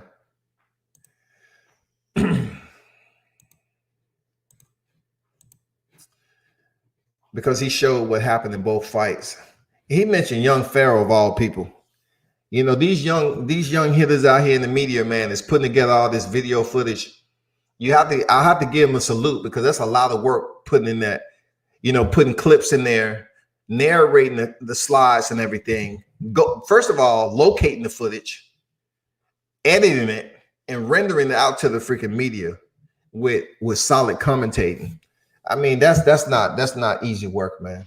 Seriously, that's not easy work, man. That's real talk. I don't know Young Pharaoh. I have seen his videos. I've seen the other guy that's up top. I've seen so many videos. You know, Dante boxing. I've seen the video, but he pretty much referenced, I believe, Young Pharaoh's video that's out. You know what I'm saying? So, man, I'm too patient. You keep Yeah, me man. off. Bro, when you go out and I can't hear any audio, you wasting my time. Like, you got people. Okay. Look, it's Monday morning. You got people up in the chat. I can't keep wasting all my time on you if you're not coming up with something solid, bro. You keep bumping me off. Bro, get to the point there, Kevin. Seriously. My point is, he didn't cheat in the rematch. That's my point. Okay. Point taken. That's your opinion. He didn't cheat. Is Tyson Fury ever cheated? Has he ever cheated? Yes. What did he cheat on? What sport? What sport? He's been cheated. What sport, dog? What? What sport? Boxing. Okay. He's cheating in boxing. Go ahead. What you was about to say? And what does that have to do with the rematch? I just asked, has he ever cheated in the sport of boxing? You clarified that he used to cheat, and I asked you what sport. You said boxing. Yeah. What about it? He cheated in boxing. Correct. So it has a lot to do with him potentially cheating again outside of Vladimir Klitschko, outside of Christian Hammer. Did you see that fight? Correct. What do you think about that glove issue there? What's your narrative to that? He cheated before the Hammer fight, not the Klitschko fight. Before the Hammer fight. So you got to do your research in that. What you talking about? I said the Klitschko fight and the Hammer fight, man. The only fights he had after Klitschko, the only fights he had after Klitschko was Sefer Safari, Francisco Pianetta, Tom Schwartz, and who? Otto Wallen, right? Okay. Man, bro, don't wordplay with me, bro. Like, I know Christian Hammer fight was before. I'm asking you, did he have a glove issue? He had a glove issue in the Hammer fight. Hammer fight, right? In the Hammer fight, which is the thing, the pinky part came off. What about it? The pinky, dog. The pinky came off. Now, what you the same person who was just trying to correct me when I've been on here saying that I want to talk about just fights after 2015, 2015 to current. The only fight he had since he came back was who? Those four I just mentioned, right? With Deontay Wilder, right? Bro, until recently. Let's get to the point. We're talking about. Now all of a sudden you say pinky, and we ain't on the point, right, Kevin? We're talking about how he had a fat ass pinky.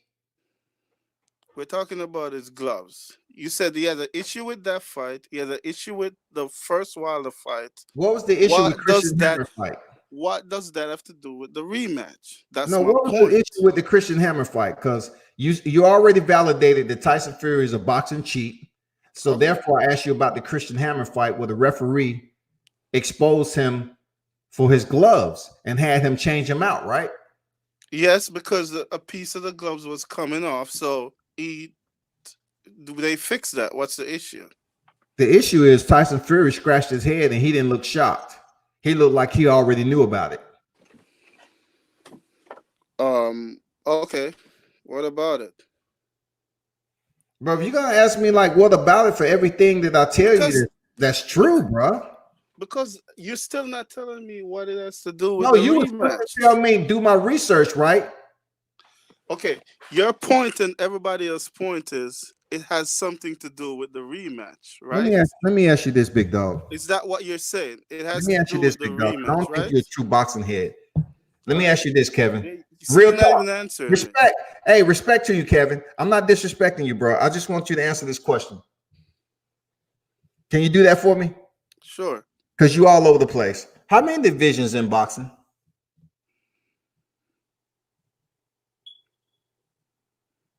I don't need to answer that question. There's a lot of division in boxing. How many? A lot. What's the lowest division? Flyweight. Flyweight. Now what? Okay. All right, man. All right. I'm being patient with you, bro. Like you really wasted my time on a Monday morning, man.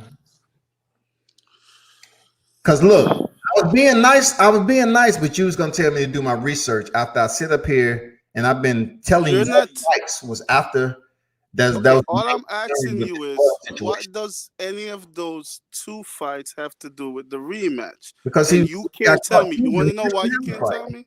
Because it has nothing to do with the rematch. Wilder got beat up and he lost, and that's it. And you keep It has singing the nothing to do same with the songs, and rematch. we're not even debating it. Everybody's in the live chat not debating the They're fact saying, that but Wilder they all lost. saying, "Oh, you got to give his ring belt back and this and that." Come on, man, you lost. Oh, so you here to argue, huh? I'm This is not your here to whole point for argue. coming. You here to argue. I'm not here to argue. I'm here to just explain to you that Explain me this. he didn't Why was cheat his in the glove flapping the way rematch. it was? Why was that? Why was it? Why was it flapping in the first fight and the rematch? Why was his glove flapping the way it was? In my opinion, the first fight, his Was the gloves was AC flat. on too high? Let me What was let me wrong? explain to you. Let me explain to you.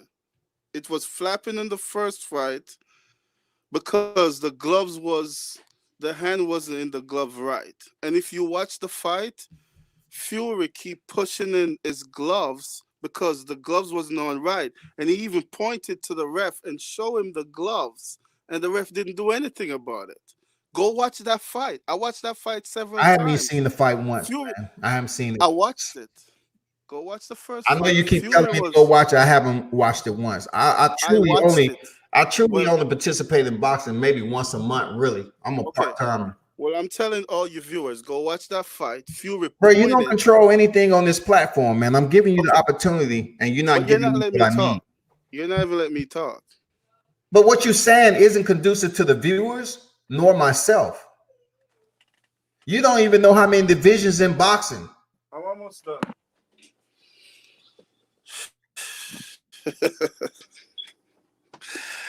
Oh boy. You feel me, Listen, bro? man. It's too late for this, man. You're not telling me anything. I think you really want to just go against Wilder fans and everything. No, I'm not, bro. You I'm don't even trying to know how many explain. divisions in boxing, man. It's just disappointing, bro. For real. Listen, I'm not up there Googling stuff like you on your computer. I don't need to do that. Hey, man, you came in. I allowed you. I'm gonna have to let you go, man. You're not even productive to the You just, job. bro.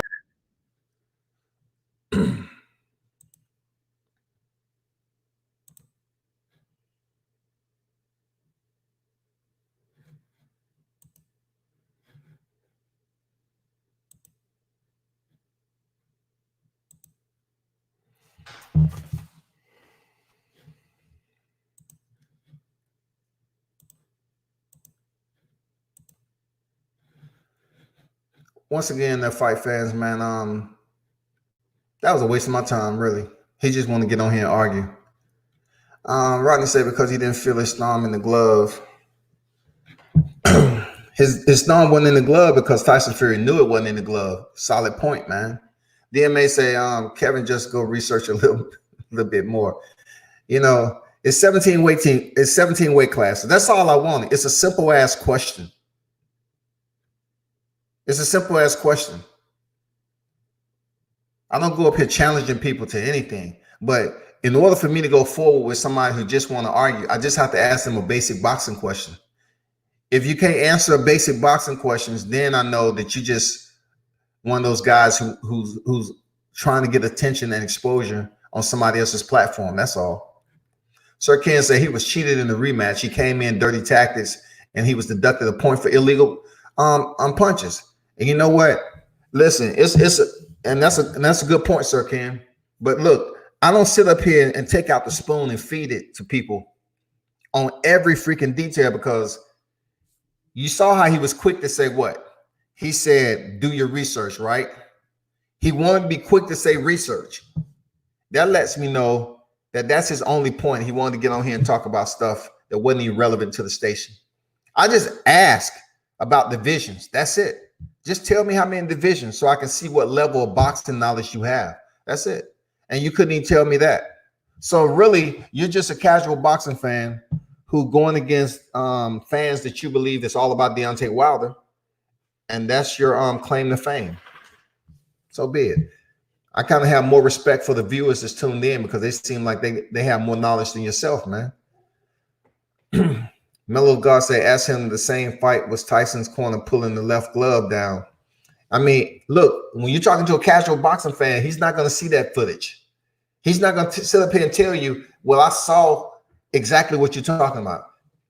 He say he's not going to Google all that. So really, for those of you that's tuned in, you don't have to Google it, right? We go to YouTube. That's the platform where most of mainstream media post their content. So there you go again. He's not really a true boxing head. He said he's not going to Google all that. And the true boxing heads, the mainstreamers, understand that you can find it on YouTube. I mean, that's one of the primary platforms, man.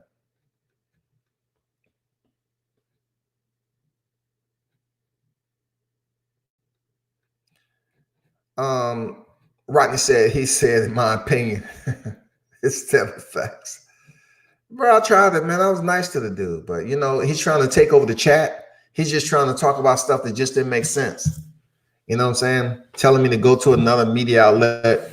If you're looking at somebody else's footage, man, at least get some damn knowledge from it. If you're gonna vouch for them, at least get some knowledge. Just don't say, well, go look at that video over there, so-and-so. I heard 3 people talk about that same video. I could sit up here all day and put up, if something, just say, for instance, it's a glove situation. And like you all know, it was freaking deformity and distortion in the glove, right? I could sit up here and make a video and be that channel and say, you know what? Why all these fans sitting up here talking about the glove situation? It's no sort thing, man. He beat Wilder fair and square. If I wanted to get views like that, that's easy work. But I'm not that type of channel to sit up here and go against the grain just because I'm going to get more viewership, because I see there's a lot of fans that hate Wilder. So therefore, I'm gonna put a video up and say, I'm going to debunk the glove situation. There's no way to debunk anything when it's right here. It's visual footage out there. So we just got to keep digging with the heels, digging with the heels, digging with the heels, right in their neck until somebody do something about it, period. I got another fan on deck. Keenan said, Kevin won a debate. You had no point. If you, I got to just laugh at that. Now, if I lost the debate, let me move on to the next comment. And let me do you a favor there. Thanks for your support too, Keenan. Hey, you can get on here too, Keenan, and get this smoke early in the morning. I don't need no freaking warm-up. This not even shadow boxing for me, bro. If you want to get on here and talk boxing, get on here and talk boxing.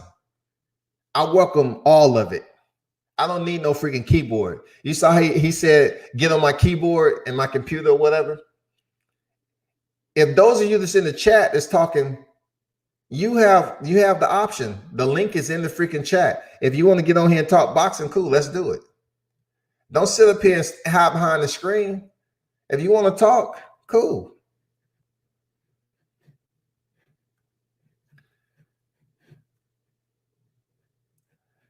So I asked him a question. He got it. Then I asked him more. He don't need to answer all that. Man, you wasting time. It's like I'm babysitting kids, man. It's just like I'm babysitting kids tonight. Ronnie say, it's every media outlet is watching the same footage everybody else is watching. Absolutely. I totally agree, man. Black Jesus, return that belt. Hey, you know what it is, Black Jesus, for real. And I'm reading a comment before the people start talking about I'm calling him Black Jesus and trying to compare him to the Jesus that's written in the scripture. Keenan said I have to stop being biased. No evidence in the rematch while the loss.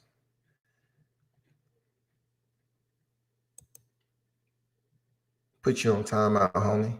Enjoy that timeout. You trolling tonight. It's too late to be trolling. It's too late. If you're not gonna get on here and try to talk boxing, it's too late to be trolling. Next, you're gonna get blocked, man. Seriously. DBMA say, I know you're lying. Young Pharaoh has nothing but facts. That's why you disappeared after you saying that. I know, man. You know, I think it was Rodney that just made a good point. A lot of media have the same freaking videos. There's only certain people making the scripted, itemized videos out there. Like that shit take a lot of work to put all the clips together and then commentate. It's not impossible to do, but it does take a lot of energy and effort to make that happen. And if you get on here and you haven't really looked at those videos, but yet you're directing traffic, nah, you can't do that. You can't sit here and direct traffic and you don't even know what direction you're going. I mean, Kevin got on here and he really didn't say anything. He just want to go off topic and say, well, Wilder fans. I mean, this shit is old, man. Come on, bro. It's too much. This is going on 1 o'clock in the morning and this motherfucker here talking about Wilder fans. Man, come on. We heard that shit all before. Hey, that's what happened, you know, when your channel started to grow a little bit, trolls come over here. So either you sometime entertain the trolls or you let the snipers squeeze off. You know what I'm saying? Period. I don't want just all the trolls to go. I have to understand if they have a valid point or they don't. Just because they say something stupid, you have to give them an opportunity to dig their own hole. Like Keenan is doing. You know what I'm saying? And plus you're gonna have people coming from other channels. But I'm telling you, pass the word, Kevin, Keenan, pass the word. I have no hesitation in talking boxing with anyone. I cover boxing and MMA. I have no problem. If I learn something, I'm gonna learn something. If you teach me something I didn't know, I'm gonna say, okay, cool, I didn't know that. Because I don't know everything about boxing. It's freaking impossible.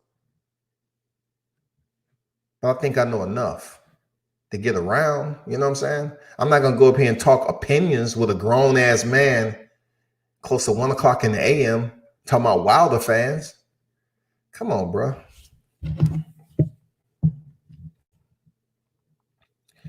Man, have a good week there, Rodney.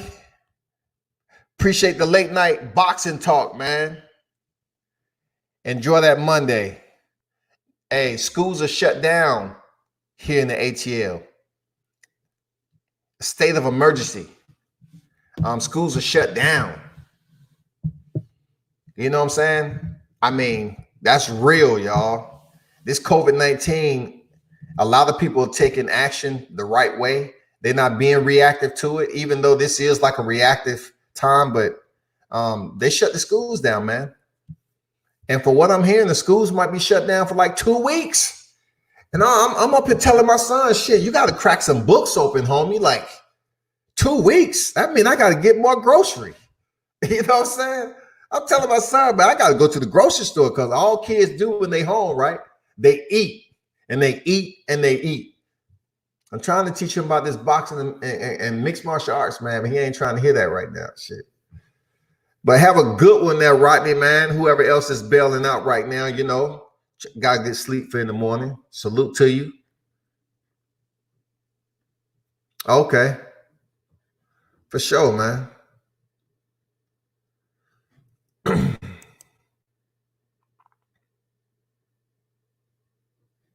I appreciate that. Appreciate that sniper work there done, daughter. All them people that's stopping over World Combat Sports with the same thing, telling me I got smoked in the debate. If you believe that's simplicity, like if you believe in a person that's just talking about absolutely nothing, that means you're just being an instigator. That's all you're doing. That does nothing for me. But shout out to the wrenches for doing an outstanding job. I appreciate that. Real talk. The trolls need to be controlled. You know what I'm saying? That wasn't even any boxing content that was talked about. When you come over here talking about somebody got smoked, That's just you up here trying to be important. Black Jesus say NYC, we shut down Monday. What? NYC is shut down till April 20th? God damn. I had to look at my calendar for that shit. 1, 2, 3, 4. God damn, that's almost a month out of school, man. What the hell y'all gonna do over there? Man, the streets are gonna be like on a whole nother level of turn up, man. You trying to tell me y'all shut down the NYC to the 20th of April? Them dollars say reporting for duty. DBMA Atlanta cheers. Hey, old media, whatever you say, man, it's unimportant to me. But thanks for tuning in and supporting the channel too. Make sure you subscribe out the door, bro. Do that for me. Them dollars say we're on the way to 10,000. Yeah, man, that's the goal. That's the goal. Hey, old media, I don't need Kevin back, but you here. Why don't you go ahead and jump on here at 1 o'clock in the morning? Old media, hey, when I hear a name old media, you should have all the knowledge, right? Old media. You know what I'm saying? You should have all the knowledge. If you got a title like old media, you should be very knowledgeable. Or you just knowledgeable with the home keys on the keyboard. You know what I'm saying? He said flyweight. And I tried to give him, hey, I tried to ask him. I didn't ask him, you know, I asked him first how many divisions. He couldn't tell me, bro. It was a legitimate question, right, DBMA? I mean, it was a legitimate question, bro. Like, hey, just tell me something simple. How many divisions in boxing?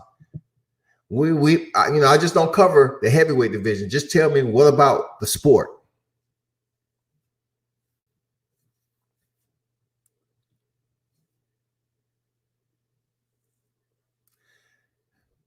Old media talking about, do you want to debate? It depends. Look, listen to me, because I'm you see me out. Listen, when it comes to boxing, it ain't dependent on nothing. When you talk about boxing and you have a title like old media and you're on my platform, we talk about anything. Anything, bro. You're the same one who come in here talking about I got smoked and all that. But now you digressing, man. Y'all perpetrators, man. You're frauds. You talking about it depends. No, boxing is boxing. It's open-ended. The debate, if you want to talk about quality debate, it's plenty of boxing content out there. From the old school to the new school, it's out there. We can talk about division champions. We can talk about just basically some of the top tier fights. We can talk about anything you want. You know what I'm saying? Just don't sit up here and say it depends. No, when you sit up here and say somebody gets smoked, when somebody up here just chattering and talking shit, and not even on boxing, they talking about, oh, Wilder fans. You're an instigator, man. You just sitting up here being a kid. And you might be an adult, you know what I'm saying? But come on, bro. Come on, man. It depends. No, bro, I ain't doing that with you, old media. Top 3 heavyweights, man. We ain't doing that shit, man. We ain't doing that.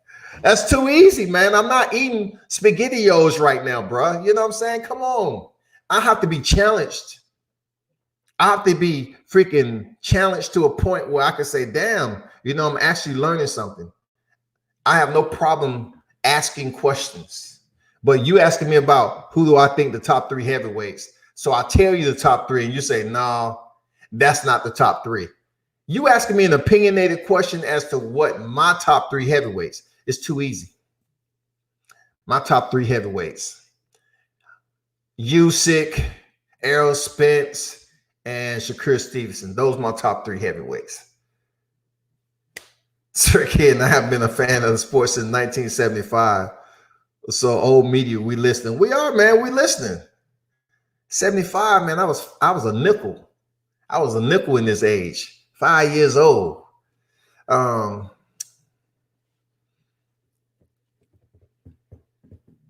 What Kevin talking about now, man?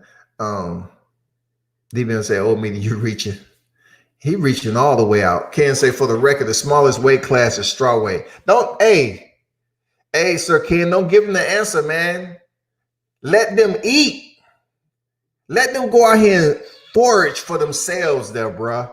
Seriously.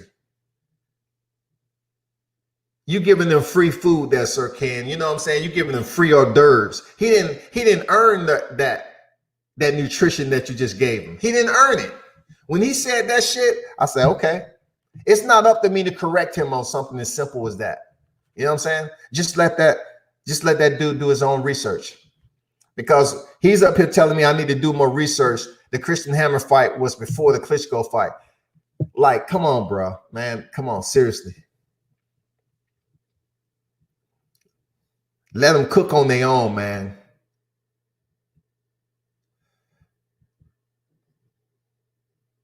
Yeah, Errol Spencer's a heavyweight because I know who I'm talking about. Yeah, Errol Spencer, Shakur Stevenson too. Shakur Stevenson about to move from his current weight up to heavyweight. He'll be a contender too.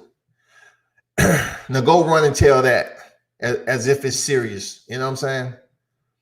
Dundalton say Pac-Man, Rigo, and Loma. For real. Especially Rigo moving down to bantamweight. You know what I'm saying? And then Loma, he's at junior lightweight right now. Well, his next fight is going to be at lightweight, but he's talking about contending at junior lightweight too. So we're going to see how that plays out. And Pac-Man, I was hoping and praying that Pac-Man would fight Terrence Crawford. Really, I wanted Pac-Man to fight Terrence Crawford because I feel like if Terrence Crawford had 2 belts, Errol Spence had 2 belts, then the unification match would be 1 shot, 1 kill. Errol Spence, Terrence Crawford for all the belts of the welterweight division, sign it. But with Pacquiao keeping the WBA belt and potentially fighting whoever, it might take a little bit longer to see a unified welterweight champion. But I do believe wholeheartedly that Terrence Crawford would defeat Manny Pacquiao if they fought right now. And that would be good for Terrence Crawford to have more leverage. You know what I'm saying? WBO champion and WBA against the WBC and IBF? Absolutely. Absolutely.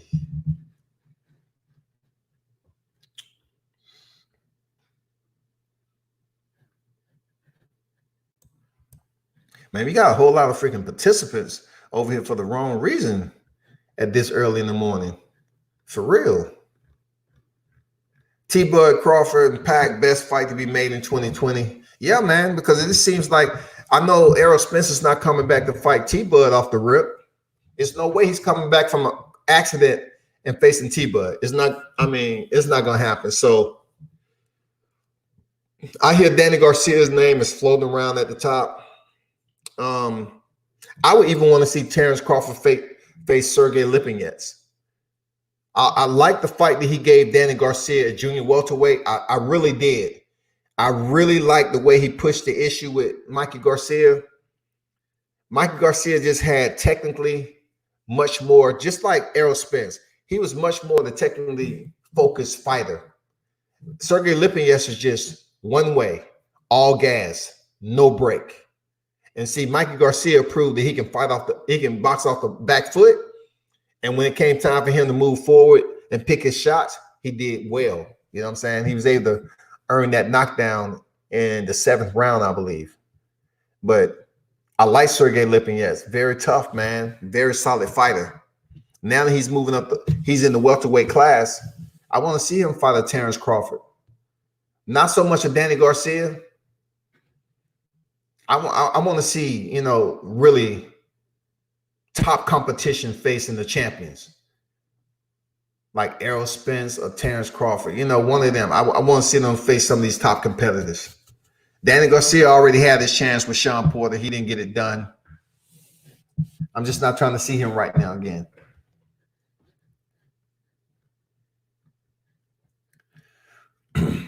Boxing Facts say Errol ducking Bud. There's no way to even have, any strength to what you're saying. I'm not sure how Errol is ducking Bud Crawford. I mean, how's that even possible, bro?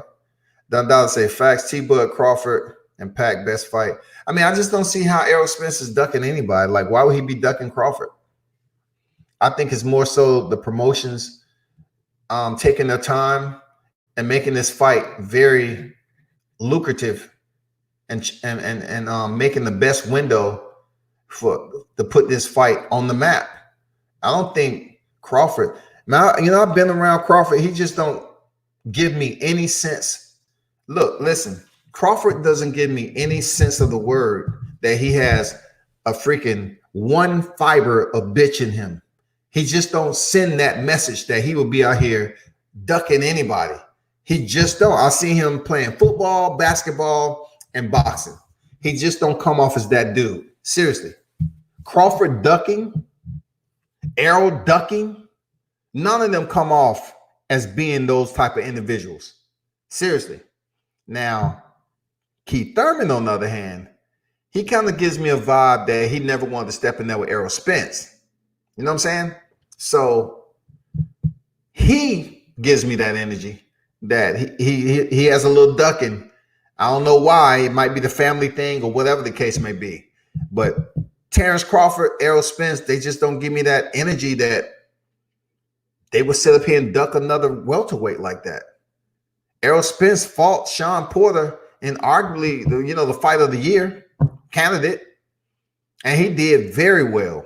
So the only thing that is next that makes sense is Crawford and damn Spence. Get it over with. Get it over with, man. Yeah, I believe that. They're just waiting on money. Real talk. It's all about the money.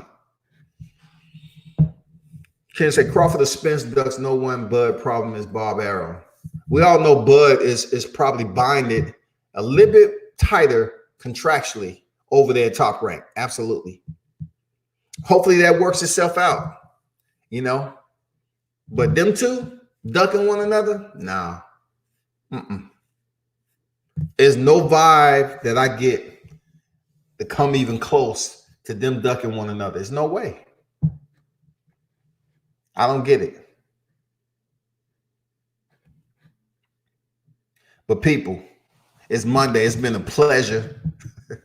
It's been interesting to say the least. But, the ones that's on timeout, old media, whatever, be sure to drop back through, you know what I'm saying? With some boxing content. It's an open landscape for me. I don't have any specific topic that's off limits when it comes to boxing. If it's an area I'm not familiar with, it'll be good to get educated on. But I'm not going to have somebody debate and say, what's the topic or what's the area of boxing we're talking about. No, it's open. It's open-ended. Boxing is boxing. It depends. You old media, you got a title like that, you better be able to defend that shit. If you talking about depend, then you need to freaking find another damn title. I mean, I like it. I like old media. I like the title, bro. But one thing about it, the way I sit up here and be petty, old media can be any media. Like your title isn't old boxing media. It's just old media. So you can be a media for freaking Nickelodeon. You know what I'm saying? You can be media for freaking Looney Tunes. You can be media for anybody outside of boxing. You know what I'm saying? It doesn't mean you're freaking old media for boxing. I'm just being honest with you. I'm just being honest, big dog.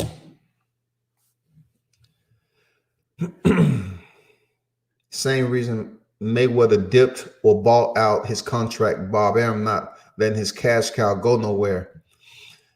And I think at that point in time, Mayweather spent, I think in order to get out of his contract with Bob Arum, I believe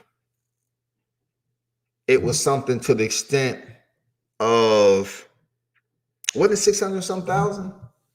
I'm not sure of the exact amount, but it was up there. I think it was like 600 some thousand. And then you take Mikey Garcia. Mikey Garcia left the sport in litigation to release himself from being contractually bonded. And he was out of the sport. He spent close to $1 million in litigation fees. It was well worth it. Now he returned back to the sport, and he's able to make his own decisions. Outstanding. Is a solid decision between Mayweather and Mikey Garcia that many boxers just don't have the finances to do. That's real. Seriously, that's real talk. Like what Mayweather was able to do, putting himself in a better position for himself and family financially, outstanding. Commend him for that shit. Yo, Virgil Ortiz is definitely a beast, man. Real talk.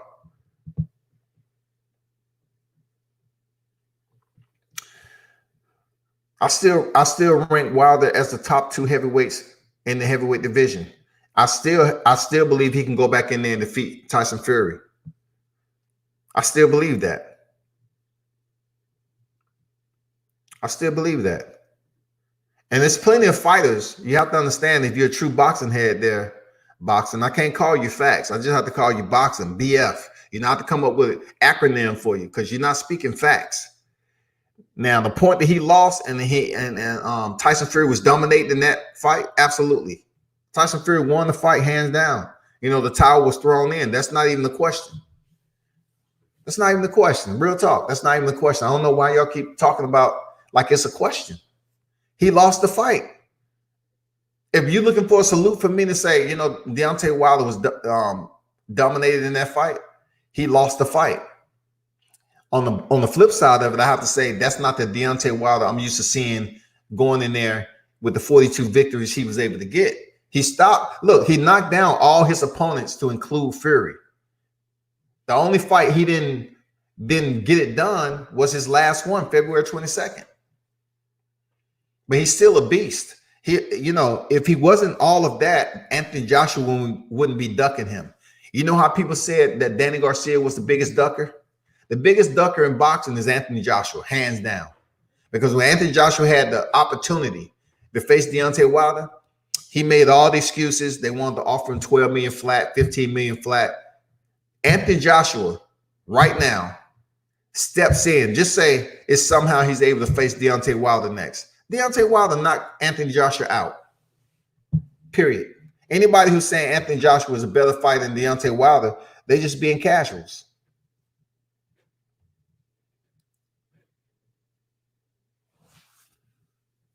Is the March 28th fight canceled? A lot of these fights that's going down this month, man, I'm telling you, a lot of states right now, regional states, the boxing commission has shut down the state from boxing.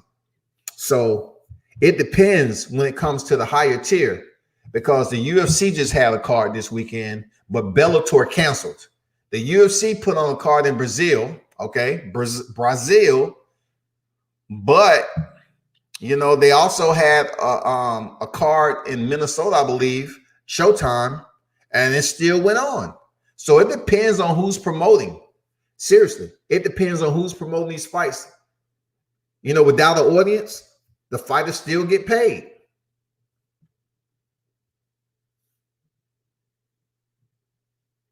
Looking like he has to go to 154.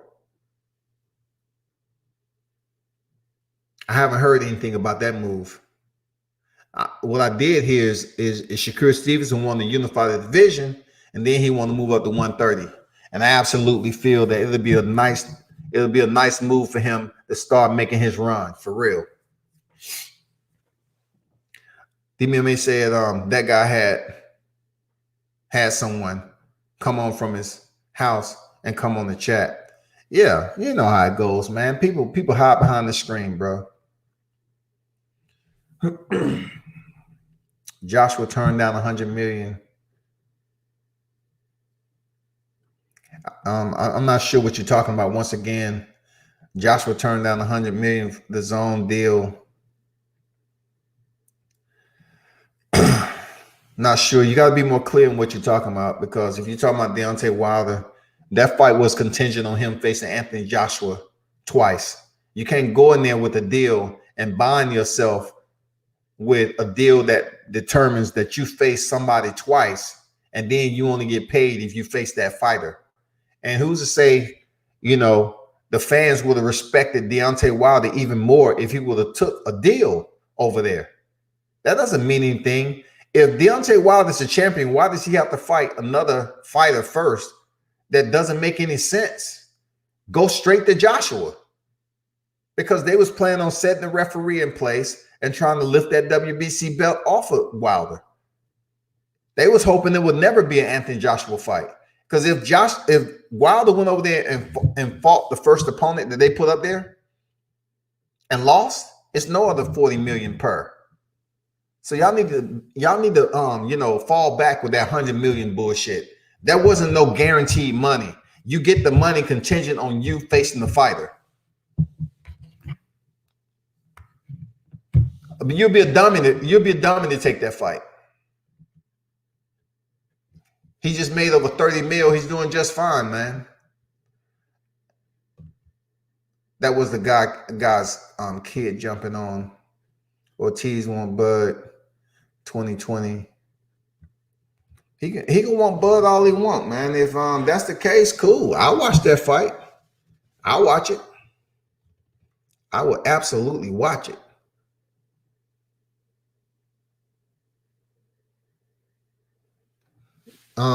Boxing, I don't know what you're talking about. Is still a duck, because you said something about Joshua.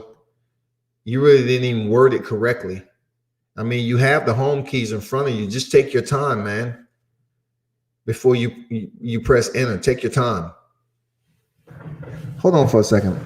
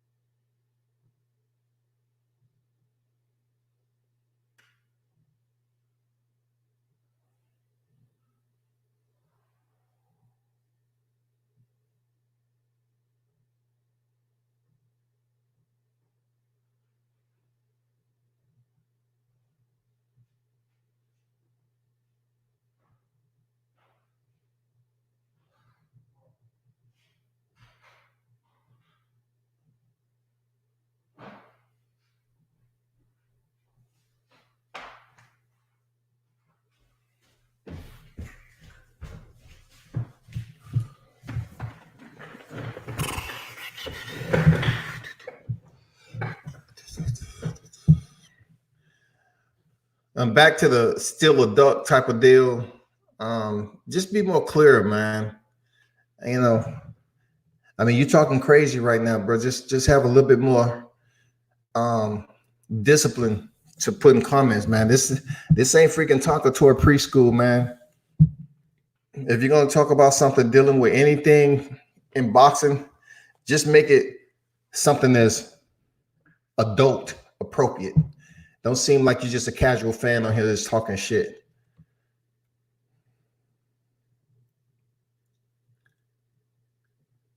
The fact that you're mentioning 50 million, all right, I'm not saying that, okay, what you just said makes some sense, all right? But him requesting the 50 million, he should have shut his damn mouth.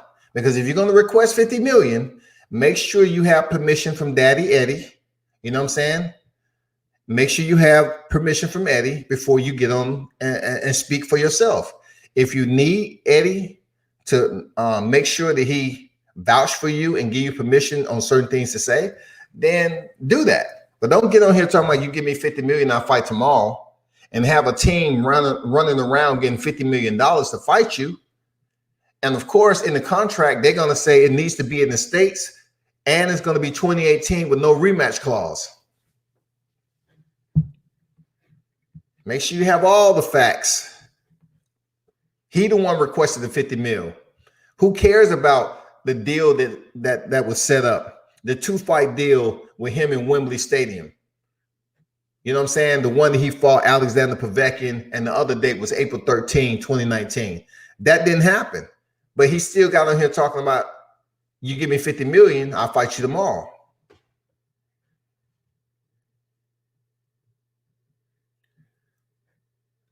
Yeah, okay. So Ken said Nanda Lopez is closer to a fight with Crawford and Ortiz, which for me is a fight that makes more sense. We'll see, man. I hope so. I hope so.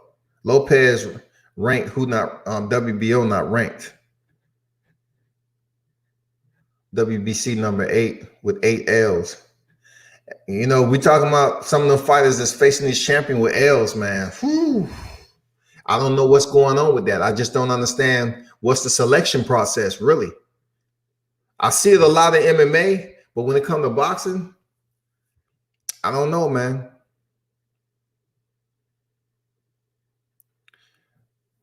Boxing said, okay, but Team Wilder knew he had to fight on Sky Sports, but they borrowed money from Frank Warren to move him to BT Sports. Listen, you can say what Team Wilder knew all day long, but if they're talking about making a fight and going through the whole contractual process of 50 million, it don't matter who they borrowed it from. These grown-ass businessmen are making decisions to that magnitude. They was taking it serious. You just don't go out here and open your drawer up and say, okay, let me get this 50 million, unless you Pablo Escobar. You know what I'm saying? I mean, come on. They made some phone calls. They took it serious doing their research. They're not just going to get together in a huddle and say, Anthony Joshua said, give him 50 million tomorrow, he'll fight. No, they did their due diligence, man, and went up here and talked and thought the shit was legitimate. Forget all that BT Sports and all that shit. Anthony Joshua got his ass behind the mic without permission, and he had to get on here and talk about, well, I'm not going to sell my soul. You didn't think he had that deal in place? He didn't know what was pending? You know what? Eddie Hearns may not have been speaking to Anthony Joshua like that. He may have been keeping him out of the loop. Seriously. Because Anthony Joshua got on the microphone, and you don't request that amount of money and play with grown-ass men when we're trying to have a fight that's bigger than life itself, undisputed championship. You don't think if Deontay Wilder would have fought Anthony Joshua in 2018, it wouldn't have did great numbers? It would have did amazing freaking numbers. You know what I'm saying? It would have did amazing numbers. And then in the States, but we all know Anthony Joshua was scared to come to the States. We know that. We all know what happened when he fought in the States. Andy Ruiz gave him that smoke. We all know that. Sir Ken say Dundada, Porter, Ugas, Lopez, Thurman, Danny Garcia. If you don't get Spence, there are fights that are lined up for Crawford. Okay. Out of all you just mentioned, for Crawford, I wouldn't mind seeing Crawford fight Thurman. Danny Garcia for Crawford, seeing how long he waited for Showtime Porter in that fight, I'm really not looking forward to seeing Danny Garcia fight Crawford. Now, Ugas, he would be okay. Tall, you know, kind of match height for height and all that. I just think he'll start to break down later on in the fight. That performance that he put on against Sean Porter, it was good, but I just think it was more so Sean Porter's game plan not to really put out in that fight. And Lopez, hey, man, we definitely got to see what comes of that. Thurman Lopez, you know.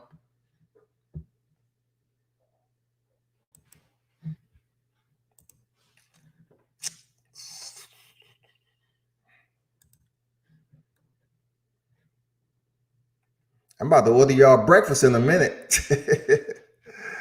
Shit, we about to goddamn wake up to some coffee, goddamn it. Put some pancakes in that motherfucker. Get some strawberry goddamn topping.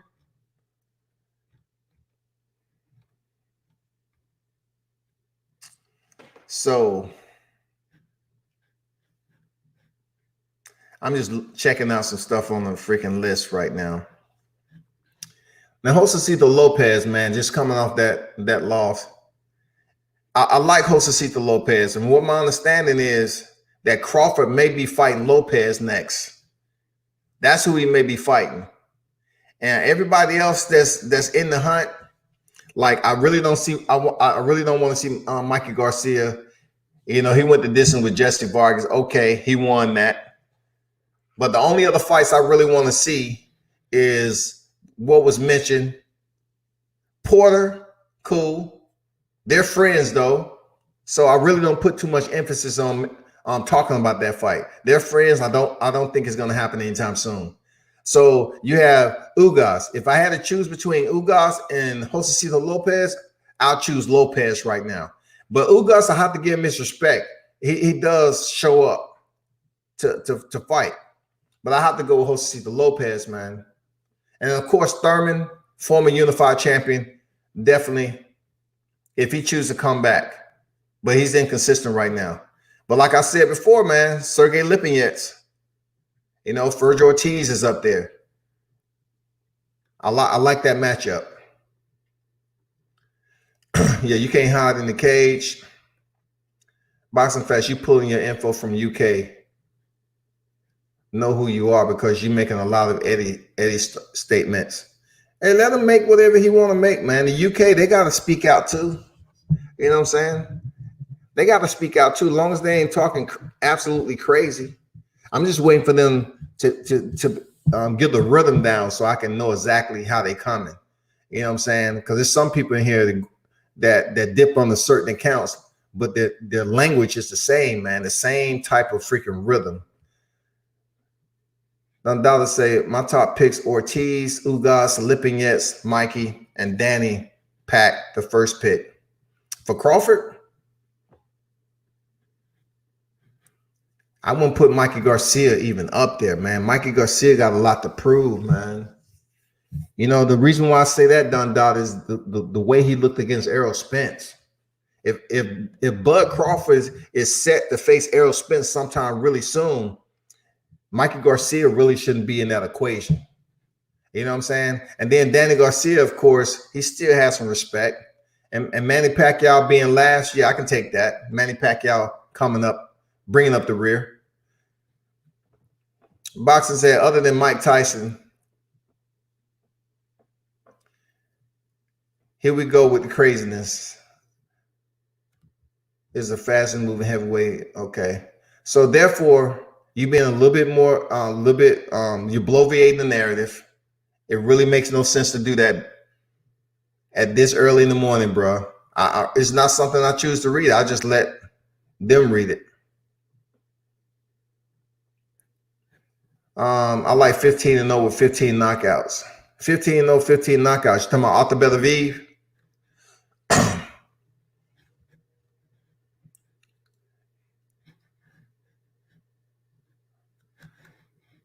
That's my understanding also. 750,000 to buy out that contract. Okay, yeah, I knew it was around 600 some thousand or more. 750,000, that was well worth the money. God damn. That was well worth the money there, Floyd. Well worth the money. That's what I was hearing. Okay. Don't worry, Joshua Wilder will fight soon. And I'll see what the excuses would be. I mean, that's the same narrative with a lot of UK fans. You know what I'm saying? I mean, you try to divide and put Wilder fans, but if Fury was facing Anthony Joshua, I'll be going for Fury, because anybody who followed the channel, you know, Anthony Joshua's been one of those fighters I'm very critical of. I think he's extremely overrated fighter. He's robotic, he's predictable, and he got exposed with Andy Ruiz. No one can sit up here and convince me that Andy Ruiz did not take a payout to come in there straight off the Snickers truck, you know what I'm saying, eating a tub of Snicker, caramel nougat, and went in there in Saudi Arabia to fight Anthony Joshua. You can't tell me Andy Ruiz more so looked bad than Anthony Joshua looked good. Seriously, Anthony Joshua didn't do anything except hit a stationary lethargic fighter in Andy Ruiz. We didn't get the same mobile volume punching and Andy Ruiz that we got in the first fight. We didn't get that. So you can't tell me he didn't take the paycheck and cash out. And I kind of look at Andy Ruiz being the first Mexican heavyweight. I kind of put him above Buster Douglas. Seriously. The way he went in there and let Anthony Joshua get his belts back, it's no way, man. Anthony Joshua didn't improve. He didn't improve. He better hope he get past Kubrat Pulev. But we all know Pulev is pretty old too, just like Alexander Povetkin. He fighting all these old fighters, but nobody's saying anything. Deontay Wilder stepping there with Luis Ortiz. They want to talk about the man 55 years old. But Anthony Joshua stepping there with Alexander Povetkin. Oh, that's a quality opponent. No, bro, come on, man. Mikey can't go 12 with Bud. Man, I believe Bud distance and just his diversity and switching stances. I'm telling you, he'll give Mikey Garcia a problem. He would give Mikey Garcia an absolute problem, man. Ortiz Vargas, okay, 28. We'll see how that goes, man. If it's still going to happen or not. Mikey and Bud won't fight, Bob Arum said so. It's not even worth seeing anyway, to be honest. You know, what would be crazy, right, is if Mikey Garcia faced Sergey Lipinets at 147. You know, Mikey was able to take Sergey's belt at 140. So now that they're in the same division, and actually Sergey is ranked higher than Mikey Garcia in most of the sanctioning bodies. No, I'll say he's ranked in the IBF and WBO. You know what I'm saying? Because he's not ranked in the WBA, and he's ranked in the WBC. So Mikey Garcia is ranked number 4 in the WBC, and Sergey is ranked number 10. But in the other two sanctioned IBF and WBO, shit, Sergey Lipinets is ranked higher than Garcia, man. Ohio Run Boxing, you still up. Kavalauskas, Main Machine, is still a live dog as well in the weight division. Kavalauskas versus Sergey Lipinets and Mikey Garcia. I will take that. I will look at that fight, Kavalauskas versus Sergey Lipinets. I'm not sure, you know, just from him losing, right? Their Marcus, and I'm looking at him. He fought Terrence Crawford, right? And you know, I was just paying attention to this freaking ranking system. Kavalauskas is outside the top 10. Like, in order for him to even come close, I know boxing can make any changes, but for him to even get close, I mean, seriously, the Sergey Lipinets, who's ranked 3rd in the WBO right now. Kavalauskas is 13th.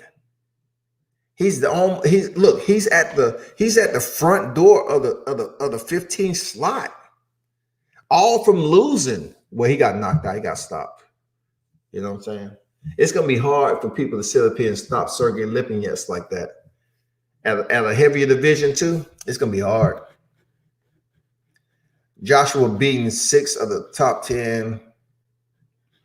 Man, all that same freaking stat stuff about Joshua. It's just a run-of-the-mill type of narrative that I've retreaded over and over again. Like, the facts is the facts. Andy Ruiz exposed Joshua for what I've said he is. And he's an overrated heavyweight, man. He's well protected over there, and it's going to be a while before he even think about coming back over to the U.S. He's happy that Deontay lost that belt. Good point there, Ohio Run Boxing. Boxing Facts, Joshua beating, okay, DBMA, Boxing Facts. God, we know you're not actually a boxing enthusiast, but you're entertaining. That he is. Let him live there. Don Dollar, let him live. He up here. He ain't talking too reckless. He's just saying the retreaded UK media, narratives. That's all. What Joshua beat and all that, but they're not going to go into detail on how he beat him. You know what I'm saying? Them getting the old ass Klitschko, paying off freaking Charles Martin. And come on, bro. Suppose had a fought Luis Ortiz back in the day, but they kept stalling him out, trying to underpay him. And then Ortiz ended up popping dirty. They don't talk about that. That was a duck too. Dundal say Ortiz with the zone. Aaron say Stevenson second coming to Mayweather. Yeah, I have heard that declaration that Bob Arum say Shakur Stevenson is the next coming to Mayweather. And you know what? Shakur Stevenson has a bright future in boxing, man. I ain't gonna lie. Shakur Stevenson has a bright future. It's hard for me to say that he will mirror or replicate Floyd Mayweather's success or accolades, but he does have the divisions ahead of him to do that. Like Errol Spence doesn't have that. Errol Spence is still trying to think about either unifying the welterweight division totally undisputed and then moving up to 154. And if indeed he does that, is he going to try to unify 154, or he's just going to try to get a title and then move up to 160? Because time is ticking, man. These guys aren't very young anymore. So if Errol Spence is going to be a multi-division champion, he's going to have to make some moves in the next 3-4 years. Forget about his stablemate Jermell Charlo being at 154. Shit, move up to 154 and face Jermell Charlo. It'll be good money. Shit, it'd be real good money.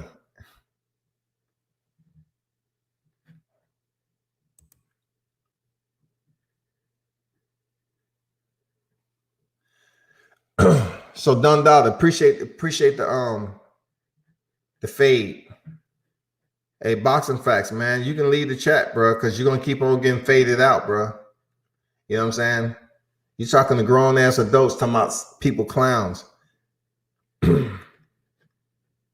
I'm up here telling the dude to let you live, and I understand why he fading you like that.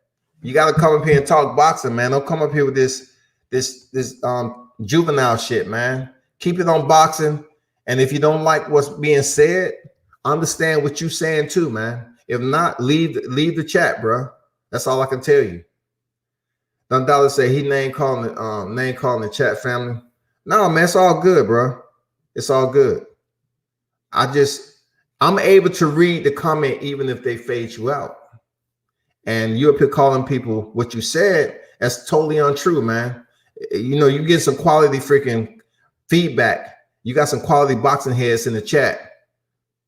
So I know it's been a lot of negative attention. I expect that. That's what happens when the channels start to grow and people start freaking coming from other channels. It is what it is, man. Like I said, you're going to get the trolls over here. Ortiz ducked Joshua before Ruiz. That's not true. That's not true at all, bro.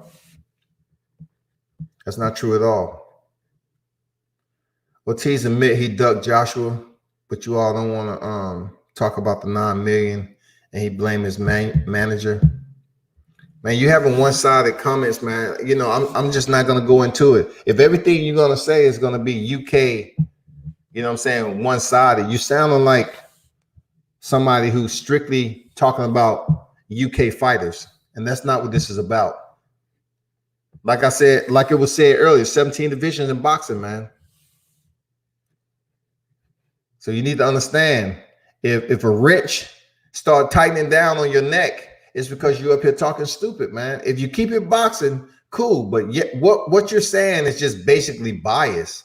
It's very ex parte. It's just talking about freaking UK fighters. One fighter right now.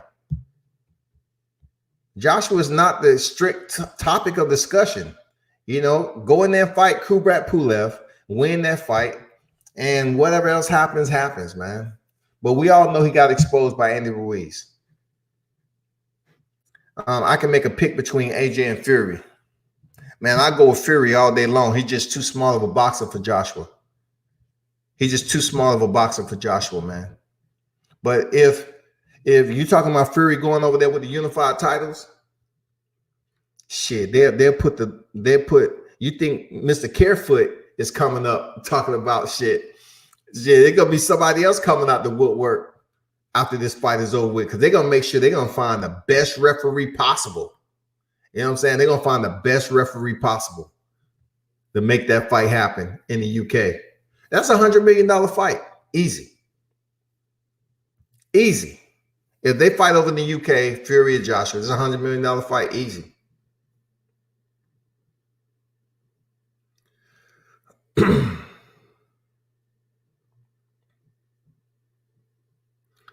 So you're saying he sent Ortiz an offer after Miller popped dirty.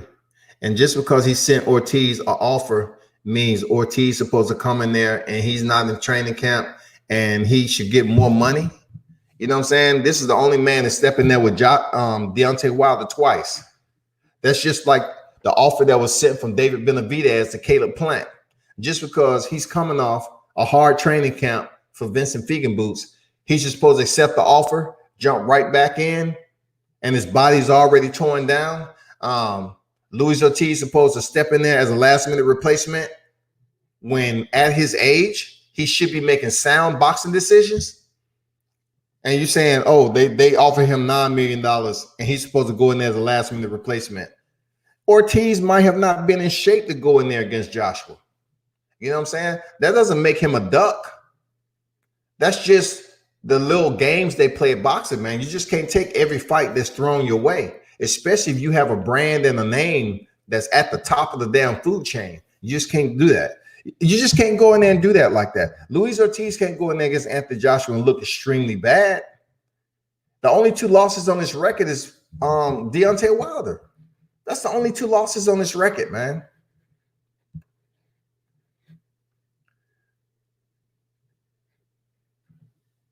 DBMA said no boxing facts. Ortiz did not duck Joshua. Ortiz wanted to a 2-fight deal. He wanted White and Joshua, but they never sent the contract. Of course, that's what they do to agree to terms. They wanted him to sign with his own. Good point, man. Boxing facts. Ortiz, what they were offering Miller, they said no. And they're good about not returning contract details too, especially if it's a timeline. Boxing facts say, so why was Ortiz upset about negotiation? He said himself he wanted to fight and he would have agreed. If they would have sent back like the contractual details and everything else to go along with it, why would Ortiz duck Anthony Joshua? Like, look at this. If Ortiz wasn't in fight camp and he wasn't in the best shape, then you're talking about Jarrell Miller ruining his chance at millions, and then they're calling up Andy Ruiz. Why wouldn't Luis Ortiz want to fight that big to become champion? I mean, come on, man. They're gonna sit up here and put shit out there in the media saying we sent Ortiz this money, we sent him an offer, and he didn't accept. If they really want you to take the fight, and then this was at Madison Square Garden, right? They will accommodate you to a point. So they got the right opponent in bringing Andy Ruiz in there because they thought the man was going to be slow and lethargic. They probably made it tough for Luis Ortiz because he's a southpaw. He moves well. He got he got a very thorough jab, and it wouldn't have been easy for Anthony Joshua. Even an out of shape Ortiz, it wouldn't have been easy for Anthony Joshua. It wouldn't have been easy, man. It wouldn't have been easy.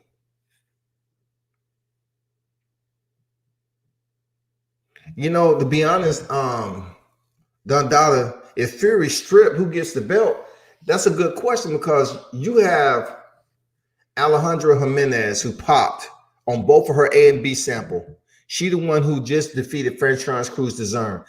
Franchon still haven't received her belt back. You know, still she haven't received the belts back. And the female popped positive on her A and B sample. That's real, man. To answer your question, I don't know, bro. We're talking about the WBC.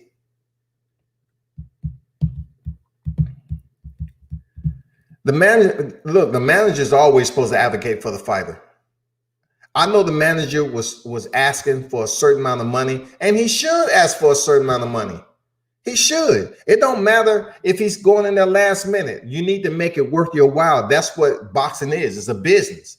So if Ortiz's manager didn't like the deal, and of course, we don't know the exact numbers, but if they felt they deserve or warranted a higher offer, why not advocate for it? And I know that a lot of talk was going around saying Ortiz's manager blew the deal. I really don't care. The fact is that Anthony Joshua, when it came time for him with the open door policy to face Deontay Wilder in 2018, they made it very difficult. They made it very difficult. He wasn't trying to. When the UK reporter asked Anthony Joshua, well, Joshua, don't you understand that don't he deserve more than a flat fee? And then Anthony Joshua said, he does, he do. Over and over again. He say, so what is the problem? He deserves more than a flat fee. Oh, what we're gonna do is we're gonna give him a flat fee and with incentives on the end. Man, that's the biggest quack goose I done seen, man. Anthony Joshua was the biggest ducker in boxing, bro. That's the UK reporter asking Joshua. You think everybody in the UK want to sit up here and not call a fraud for what it is? They was putting Anthony Joshua on the spot. That's what I like about that. Not all the UK media members are sitting up there kissing Anthony Joshua ass, man. No. Listen, you don't need to tell me what I find online, man.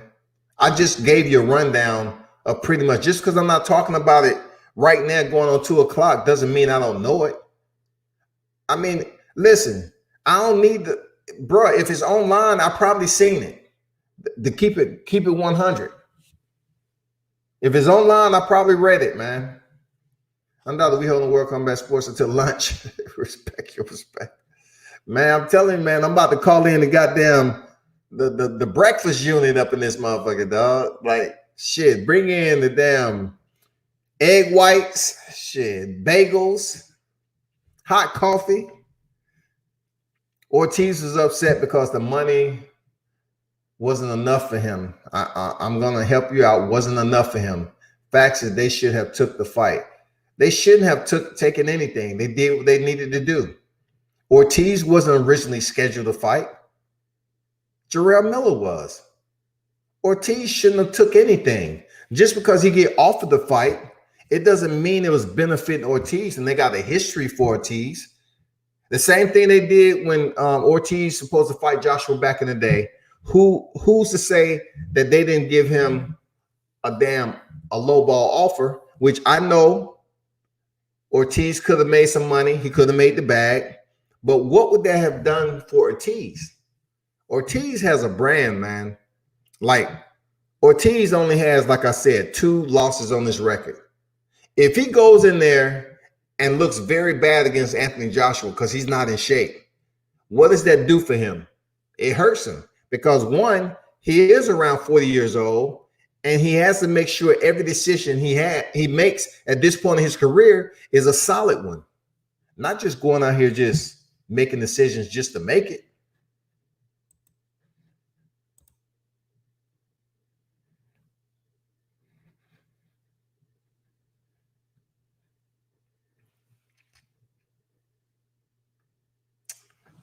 If I was a fighter, I'm going to save a fight card. If I was a fighter and I'm going into a save fight card, pay me what I'm worth. That's what it's all about. You got to get paid in boxing what you worth, because it's not a freaking retirement plan, man. You got to get paid what you worth.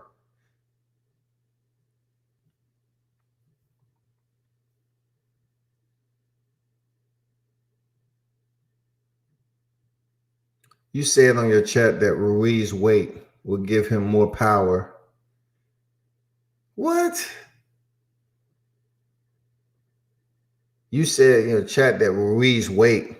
Here we go again. Somebody saying what you said. I don't get all hyped up over somebody saying you said. That's not gonna get any extra energy out of me because I know what I said and what I didn't say. Ruiz weight would get him more power in the rematch. Now you're saying he was overweight. Man, please. Why would I say Andy Ruiz, who really isn't a knockout artist, just because he went in there and gave Joshua the business?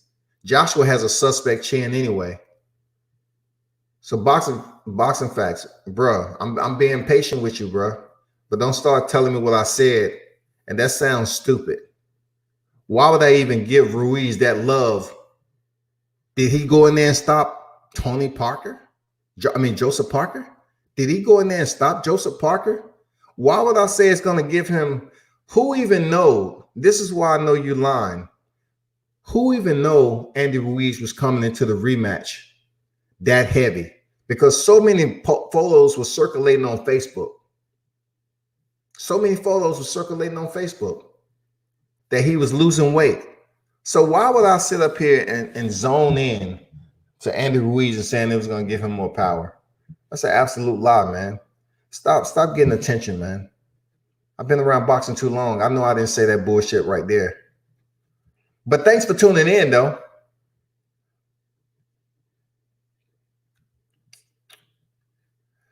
He is referring to the weight from the first fight, the second fight. He's near 300 pounds. He totally took the fight for granted. There's no way that I said Andy Ruiz going into the second fight because no one really knew how he looked. He had on the he was in Saudi. He had on a full dress. So no one really knew how big he looked until he stepped in the ring. So why would I make a comment and saying his weight is going to give him extra power? He's not even freaking a power puncher. He knocked down Joshua because Joshua's been on the canvas before. Joshua has a suspect chin. Why would I even say that? Man, you got to be honest with yourself, man. Chill. That stuff don't do anything for me, man. Wilder has no skills and he's a bum.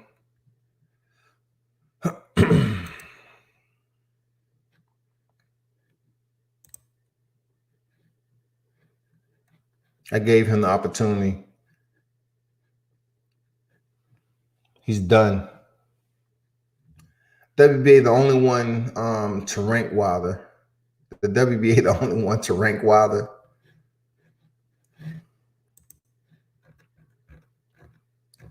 The WBA the only one to rank Wilder because let me see.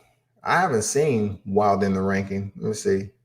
They did. They ranked him number 2. I didn't see that. To be honest, I didn't see Wilder being ranked in the WBA so quickly. You know what I'm saying? I was just looking at him being the number 1 rank. And look, they got Dillian White as the mandatory, WBC mandatory. That's hilarious, man, to see Deontay Wilder behind Dillian White. Man, I just wish that fight would happen. Deontay Wilder and Dillian White. But the bigger fight, in a sense, is Tyson Fury, of course, the trilogy with Deontay Wilder. But it's just funny seeing Deontay Wilder behind Dillian White, big mouth Dillian White. But he is ranked in the WBA. That's wild, man. I haven't seen that in a while, to be honest.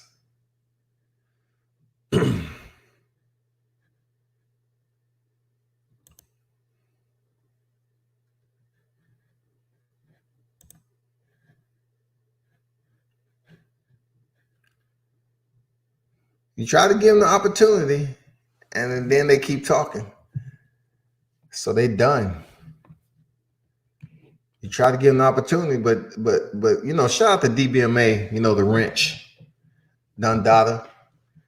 Appreciate you y'all maintaining order and control because he wasn't nothing but a troll. I think DBMA called him out earlier. It might have been Sir Ken. I forgot who did it. But yeah, he was just out here talking shit, man. I have a lot of them. That's like 3 or 4 of them that's been through. Old media, let me do you a favor, old media. Appreciate you tuning in. And Go ahead and tune in again at a later date.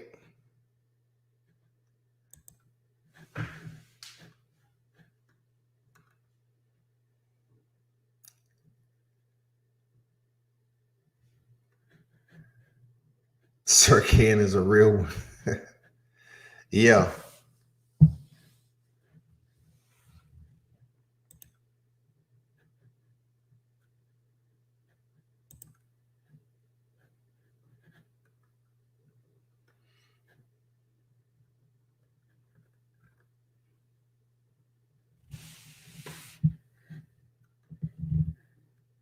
Yeah, I just blocked both of them.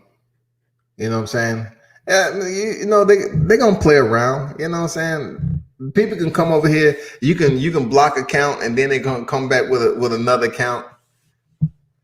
You can't get too hyped up about it, man. They sitting up here. Some of these damn people are kids. They are way past. Look, you get a lot of trolls because you got a lot of kids out of school because of COVID-19, right? So they hopping on boxing media, playing around on shit. I mean, you know, block their ass, give them the opportunity. They keep on being stupid, man. You know, the wrenches was doing their job earlier. I was just trying to see what the fuck they was talking about. But good job, man. Appreciate it. Real talk.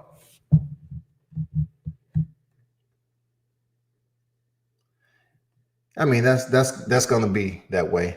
They're gonna have multiple accounts, man. They're gonna do what they want to do. That's how it is. But people, I think that's all for me right now. It's 2:00 in the morning. It's been an absolute pleasure, y'all. This is the latest I ever been up on a live, to be honest. You know, I think it was a very conducive live, regardless of who pulled up. The kids are out of school, so they decided to come over here to World Combat Sports and play around a little bit. Don't know a damn thing about boxing. They don't know shit. If you ain't showing your face on the chat, you ain't doing a motherfucking thing. You know what I'm saying? Shout out to the wrenchers. Shout out to the people who stopped in, man. You know, Sir Ken, Ohio Run Boxing, man.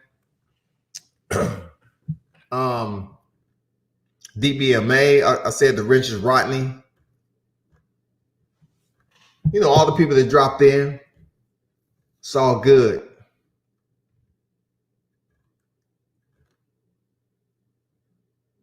You're gonna have trolls, man. It ain't nothing but a problem. You just have to regulate their ass. You know, you can't give them too much energy and let them hang around because they're gonna sit up here and start talking stupid at the same time. And they try to sit up here and think you mad, but you ain't. Mellow the God, salute. Thanks for dropping in. And who else came up through here? That's what it is, man. No love to the trolls that pulled up tonight. But man, y'all hold it down. We're gonna be back on here anyway. Man, y'all better go get your sleep, man. You got like what, 5 hours before you have to get up. You know what I'm saying? For the sun gonna start cracking through the blinds, man. Be sure to hit that like button. Share the content. If you don't, subscribe to the channel. Salute to everyone. Be sure to follow on all social media networks, man. It's Monday. You know what I'm saying? It's freaking Monday, y'all. This is when you're supposed to get up and have breakfast. You say, damn, we was on a boxing chat. Goddamn, go up and have breakfast at IHOP. That's the way it used to be up at the goddamn coming out the club, going to IHOP, getting breakfast. Oh, damn, you work a second? Okay. Cool. That's what's up, man. That's what's up. Y'all be sure to turn up and tune in to World Combat Sports. Salute to you. We'll be back at it again. Don't worry about that.